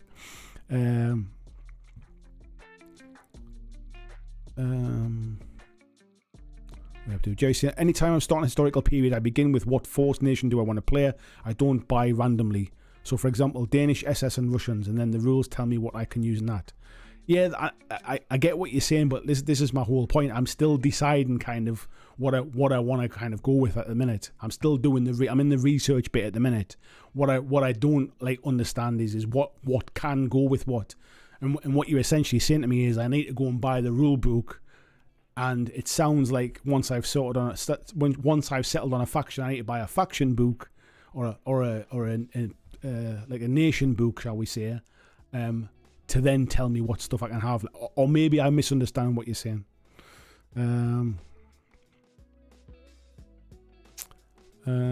Smudge says, I just started World War II and the small skirmish game is Operation Squad, low model count of 10 to 15 guys. I quite like the idea of painting like a small army, really, mate. That's part of the attraction for me.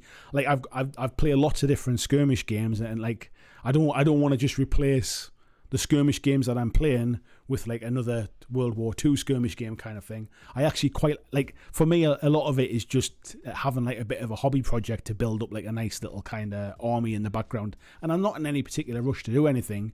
And like I say, I really am in the early stages of just kind of dipping my toe in and trying to kind of find out a little bit. And Jerry said, no faction book is not needed. The nation books are if you want a deep dive. Okay. So before I thought that was what Peter was saying, was that you needed to have that. Okay. Waffles is saying, what's the bolt action campaign books about?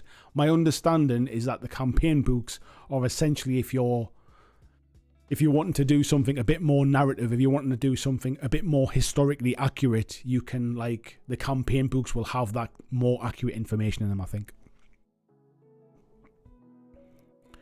Clyde says, I need to just buy Andy the rule book so he doesn't have to fret so much.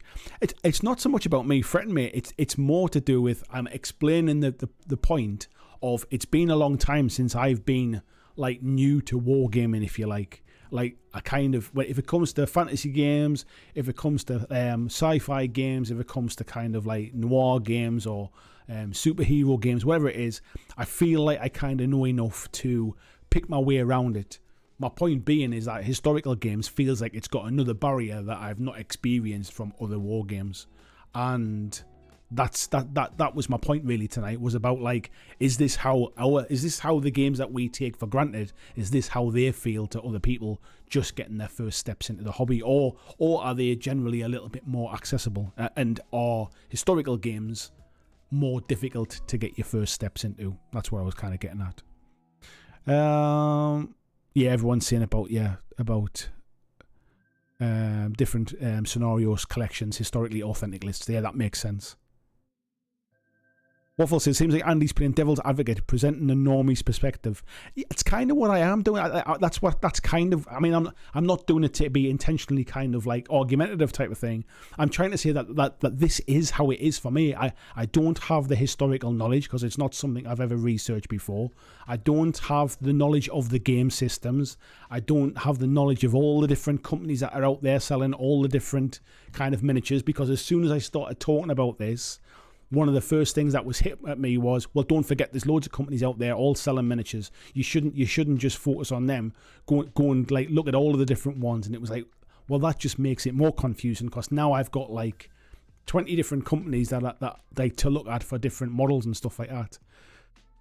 I'm not like saying this to be argumentative. What I'm saying is that I am absolutely brand new to this with very little prior knowledge, and I'm saying that it is confusing and that there's a barrier to like dipping my toe in and get started. And I think a lot of the kind of conversation coming back from people who are very, very knowledgeable about historical stuff, know a lot about how to get started, and or maybe like not being argumentative or anything like that, but they're not seeing the way I'm seeing it, because, as I mentioned before, it's been a long time since they've been in that situation of being new to it, if you like.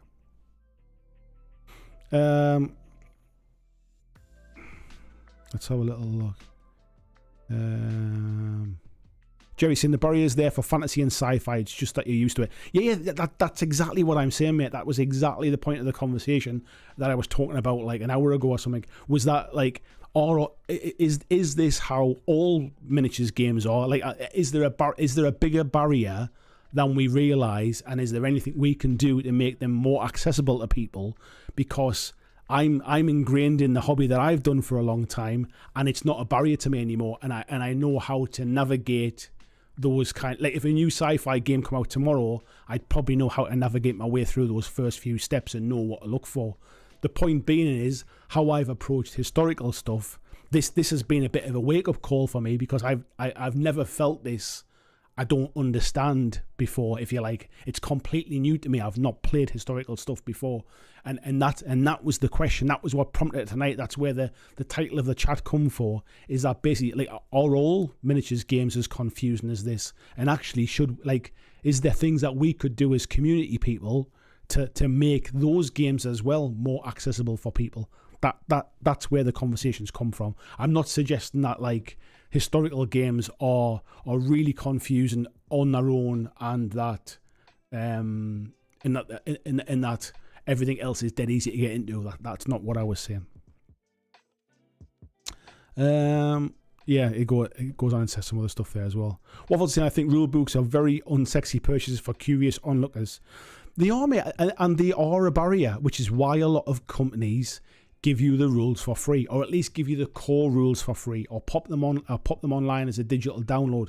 Like, if you think about a lot of the big games that are out there, Wild West Exodus has free rules online. Dystopian Wars has free rules online. Malifaux has free rules online. Infinity has free rules. Kings of War has free rules. Firefight has free rules. Like, Dead Zone has free rules. Like, I'm literally listing a few off the top of my head that come to mind. War Machine has free rules now as well. Like, a lot of the games have, they break down that barrier so that you can have a look and decide if this is something that you think might appeal to you. Be that by the rules, or be that by the way that the army lists work and the way the force organization works, or to give you an idea of actually this might be something I'm interested in. At least I know when I'm buying something, it's going to fit into in the system. Star Wars Legion rules are free online. Marvel Crisis Protocol rules are free online. This is the point I'm making. Having to buy a rule book is a barrier. to people. That's the point. Like, I'm not saying it's a barrier to everyone, but it is another barrier when there are so many other games out there that give you that first step for free. So it is a consideration. RG says fun and rule of cool work for him as well. Remembers being a kid trying to use Comet on the Normandy beaches. The grief I got. Comets didn't enter active service until January 45. There you go, mate. That's exactly the kind of thing that makes it confusing for somebody that doesn't have that experience yet. Yeah, RPD says more rulebooks should be free or free intro rulebook. Yeah, I'm not suggesting for any stretch like that companies shouldn't be making money from stuff, and it doesn't even need to be the full rulebook. Like if you, for example, if you get the Malifaux one, if you download that for free, it doesn't have any of the background information in it. If you look on the new Mantic app, it doesn't have the background information. Although to be fair, they are starting to release that as free downloads now. If you look at them, I think that I've got a feeling the Wild West Exodus one might actually have the background information in there as well. I'm trying to remember back now. I'm not sure if it has or not. I don't actually. It might not, but it does have all of the rules. And I know some of them don't necessarily have the scenarios on there, which is like like that's a way to get you to buy the rule book or something like that. So what they'll do is they'll have the rules, but they don't have all of the different scenarios. I get that, but it gives you enough information up front to make an informed decision without feeling that you have to purchase something to decide if this is something that you want to go further with. Smudgy says, I think you have a point as a relative newbie. To start new time periods is very confusing. And now that join my club, I can approach other members to help starting and they let me have a go. Yeah, this is the point I was making before, is that I think a lot of the heavy lifting is done by the community of people, introducing new people to games, coaching them through their first sort of purchase and things, advising them where to go next. Like, I think a lot of that isn't done by the companies, it's done by people like you lot.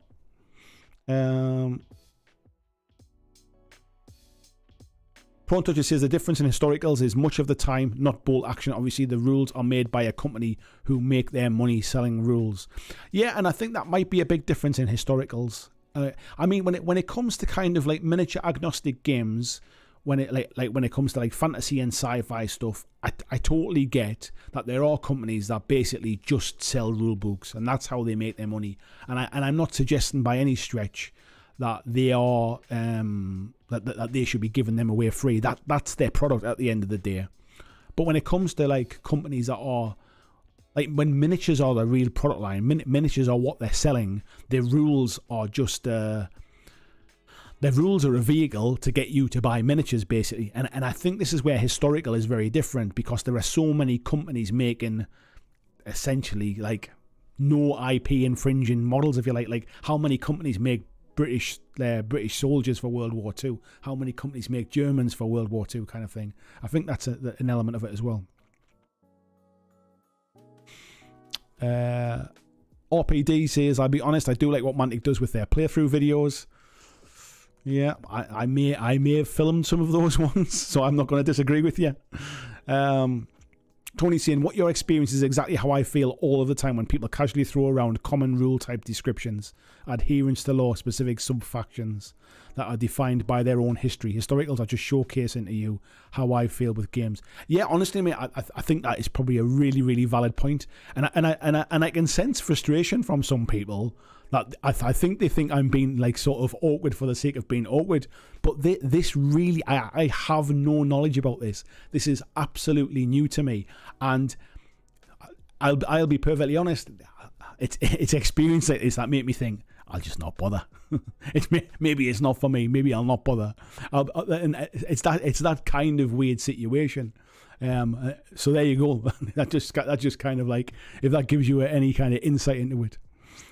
Joshua Hash says that's an excellent point about gaming clubs and communities, typically in the UK and Europe, versus lots of game stores in the US, where we really are finding each other through Facebook and social media. Good evening, Vincent. Yeah, I think a lot of it. I think when you're going to gaming stores, my opinion or my thought process, I think, is that people who are going to gaming stores generally kind of meet same people there on a regular basis, but it feels less club-like and more just I'm turning up. Maybe I'll see if there's anybody there to play, or I'll try and arrange something on Facebook and see if I can get a game. Where I feel like gaming clubs very much in the UK are very much, they're very much more communities. They're very much more community-driven and actually have a, like, there's a lot, like, it's almost groups of friends who kind of get together a little bit. And I think the companies do rely on people like store owners doing demos. They rely, especially in the US, they rely upon store owners having like demo groups. They rely upon store owners doing the sales pitch for them and advising what the next purchase is and where's a good starting point. And in the UK, I think store owners again, but I do think gaming clubs and communities, like bringing people into games and advising and stuff, I think that they do a lot of that heavy lifting. See you, VJ. Take care, mate. John says, I find games that are just a rulebook fun. Leaving the choice of miniatures up to you spurs the creative impulse. I'll be honest, I don't enjoy it because I don't, like, for me personally, having that really open-ended, you can take what you want, is actually kind of, it's almost a bit of analysis paralysis. It's a bit debilitating actually when it comes to having too much choice. It's a bit like when you turn Netflix on and you spend the whole night looking for something to watch rather than actually watching something. It's one of the reasons I actually quite like to narrow something down and have a model line that goes with the game and have that kind of self-contained package. Now I get that's not for everybody, but that's just like that. I'm just kind of telling you how I feel about it and the reasons behind why I feel that way. Vincent saying historicals need to be more creative to stand out. I think the patrol phase from Chain of Command is totally genius, and I've never seen anything like it in any other game. Is that the bit where you kind of move around, like the tokens around the map until they kind of like see each other? I think I saw that in a video I was watching. Josh is saying not for nothing, but our store owners locally, although great people, are often way overworked and can't possibly know all the things. It's a great point. I mean, it's not like you're working in like a massive big superstore where they've got like 10 staff or like 15 staff, and there's a 40k expert and there's a bolt action expert and there's somebody who plays Malifaux, and like it's not like you have that kind of thing. The store owner is generally the one guy that's doing all of his marketing, his sales, he's restocking, his orders, his deliveries, he's trying to run the shop, he's trying to sell coffees and teas, he's trying to sell, like, they're generally kind of overworked, and it relies a lot upon like volunteers and sort of like store champions really to try and kind of encourage that the customers in the store. Jerry says, here's a question for you. Where do you think a hypothetical new player first encounters the hobby? I think there's many different ways, mate. I think I first encountered the hobby by seeing a Games Workshop on a street and deciding to buy some models just to paint, just to build and paint. The game didn't even really interest me at the time. It wasn't even something I'd even looked at. So there's one place. Some people might get into it by somebody else. So for example, my brother-in-law never played a hobby game before in his life. Like kind of it said to me, it saw what I do. And was interested in The Walking Dead because he obviously watched the TV show, and he said, oh, like if you bring it around, I wouldn't mind giving that a try. So I basically introduced him to playing that. My son, at the minute, he's playing, I mentioned before on the stream, he's playing Dark Tide on the on his PC, and he's kind of getting a bit of a Warhammer kind of vibe at the minute. He's thinking about picking up some models, but isn't at a club, isn't at a hobby store, isn't at like somewhere to play. He's literally looking online in much the same way as I am with the historical stuff at the minute. He's looking online and kind of seeing if there's anything kind of takes his fancy, and then he'll start building and painting and stuff. And then like there's people who like brothers and sisters and friends at school play and all that kind of thing. So there's lots of different ways that people get into the hobby. I don't think there's just like one route into it. But not everybody gets into it by having somebody to show them how to play. I think a lot of people just get into it just from maybe painting or building and collecting. There's a huge chunk of people who never play a game. They literally just build and paint minis. John says, my local friendly game store has several game groups for different games. I never attend because I don't play any of the games they run, but I have a group that plays Gaslands every weekend in a buddy's garage. Yeah, I think there's like Garage Hammer type things like that. I think there are a lot of people who literally play one person. Like they only ever play one person. They don't go to tournaments. They don't go to stores. They don't go to events. They don't play anybody else but that one other person and just kind of have a beer and like sort of roll dice kind of thing. Robert Shaw says, love bolt action. We always play the missions from the campaign books for a really nice narrative game. Can highly recommend Second in Command for an army builder. Thanks, mate. Waffle says, I think more and more people are learning about mini war games coming from mini-centric board games. Yeah, I think there's definitely a crossover from board games. The more things like Kickstarter has obviously enabled board game companies to invest bigger sums of monies into better looking miniatures, because board games for a long time didn't really have miniatures in them, you know, like they had. I mean, I think the closest you got to miniatures was the dog and the iron in Monopoly or something like that. And then games like Zombicide came along and kind of really changed how miniatures were in board games. And I think there are a lot of board gamers who enjoy the miniatures now and are kind of looking across at things like more miniature game centric. Josh says, personally got in through D&D back in the 90s, and then the ads in the back of Dragon magazine and finding a white dwarf in the comic book shop my dad would go to every weekend, and then met more players in high school. Yeah. And John saying, Buddy's garage is also equipped with an airtight wood stove and a gas barbecue. Sounds nice, mate. Waffles enjoys, I played Dawn of War back when it was new, started reading some Warhammer books, ended up buying a few Space Marines, but didn't do anything else for years and years. Yeah, I honestly think a lot of people do that, mate. Like I say, like my son kind of like been playing Dark Tide and is now thinking about picking up some Warhammer miniatures. I started painting purely because my hobbies were riding a motorbike and playing sports and going to away games with friends. The twins were born. I wasn't going away anymore. My wife at the time didn't want me kind of like racing motorbikes around, so I was looking for something else to do. And I walked past Games Workshop at the Metro Centre in Gateshead and saw all the models in the window. Thought, they look cool. I might just pick up some models and some paints and sit and paint them. And I did nothing but paint for probably at least about, it must have been a good 18 months, 2 years before I even considered thinking about playing a game.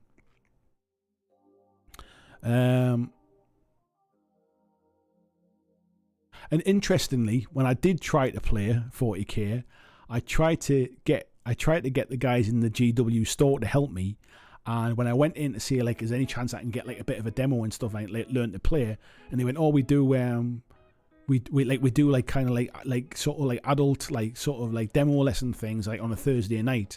And I was like, I can't come Thursday nights. Like I work a Thursday night kind of thing.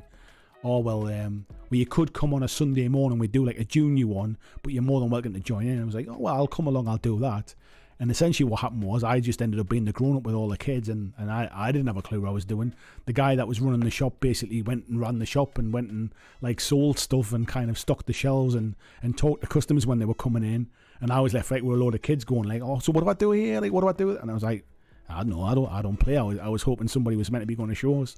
And it was just like a creche on a Sunday morning where parents would drop their kids off and just like leave them behind for an hour while they went and had a cup of coffee or did some shopping. And I think about halfway through it, I just went, this is like enough for me. And I just put my models back in my case and I just walked out.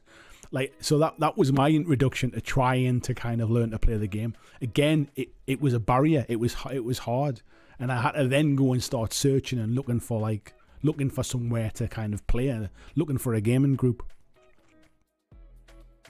Prawn Toucher says, because I'm old now, I got snagged by Hero Quest. I think the introductory thing is something GW have done better than anyone else. 100%, mate. I agree, 100%. Clyde saying, personally, a unit you find awesome painted, then figure out a rule system dependent on what you're looking for in scale or model count, then get cracking. I think that can work for historical stuff. It doesn't necessarily work for other games. I mean, it can, but it's generally a bit less open, I would say, generally. No, that's not true. Technically, you can play any rule set with any miniatures. Like you could play Frostgrave with World War II miniatures if you really, really wanted to.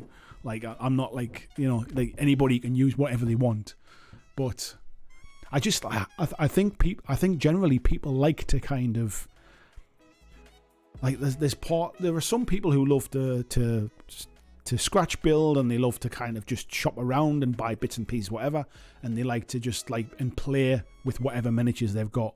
And then there are other people like me, I think, who quite like to I like the collector aspect of it. So if I want to, for example, what's on my shelf here? Malifaux models on the shelf there. If I want to play Malifaux, I want to play with Malifaux models.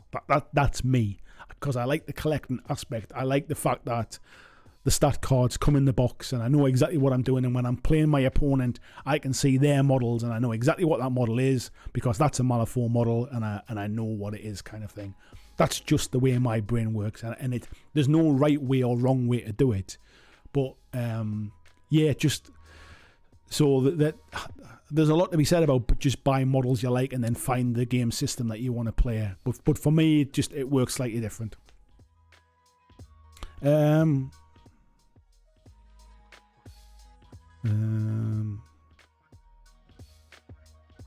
John saying there, once in a while a random friend and the host shows up and we press gang them into Gaslands. We played Gaslands last Friday, mate. I went to a new gaming club, which is it's new to me anyway. That's not very far away, and there's a couple of guys who've been in the chat tonight. That he kind of just invited me along and just said, just come along. We're playing Gaslands. And I went, I haven't got any cars or anything. He went, don't worry, we'll give you some cars. Don't worry, we're just going to play. And when I got there was 2 tables of Gaslands. Both tables had 6 players on each table, and it was just a bit of a free for all in a race. It was good fun. I really enjoyed it. It's not something I would want to literally play as my main game or play every week kind of thing, but it was fun just to play something a bit different. Waffle says, I wonder what a World War II Frostgrave would be like. Clyde saying, do we count armies if they're still in a box? You can still certainly count them, mate. Absolutely. John says, I'm having a fun collecting some weirder models I wouldn't normally buy for Stargrave. I think some games are a bit like that, mate. Like certain games I've mentioned before, that don't. I know things like Stargrave and Frostgrave technically have some models. I think North Star Miniatures, I think, do some models for those games, so they technically have some miniatures, but they're designed to be very, very kind of sort of choose your own minis. Bit like Rangers of Shadow Deep and that sort of stuff, and I get it for those kind of games. I don't have that I don't have that one person that I play regularly with that to invest into those kind of games where you I find things like Frostgrave really comes into its own when you're playing as a campaign type of thing. And I don't really have that one gaming person that I play with on a regular basis that we would meet up regularly and play through a campaign. So I'm not against those kind of games. They just don't fit the kind of the opportunities I get to play. Space Station Zero, Rain in Hell. Yeah, those kind of games, mate. Josh is saying, between North Star and Wargames Atlantic and Shield Wolf and Mantic, I'm in trouble as far as building small skirmish forces. And Tony's saying, Cthulhu and the Third Reich versus the world sounds fun. Yeah, I'd read a book on that, mate. I'm not sure if I'd want to necessarily put the minis together, but I'd read a story about that one. It sounds like a good world. Anyway, folks, we have definitely trundled on quite a bit tonight. I've enjoyed the chat. It's been interesting. It's nice to see some new faces in as well. So thank you very much to everybody that's been in this evening. I will be back this week with many other videos. And we'll be... Is it next Monday? No, next Monday is not. Let me... I haven't got my phone handy. I was looking at the date. Now, I was going to say it is next Monday. I'm trying to remember. Is next Monday the deadline? Is next Sunday the deadline for the painting stream? I don't think it is. I think it's the week after, I think. I'll double check and I'll post something anyway. So, take care, folks. And I will see you in the next videos. Thanks very much.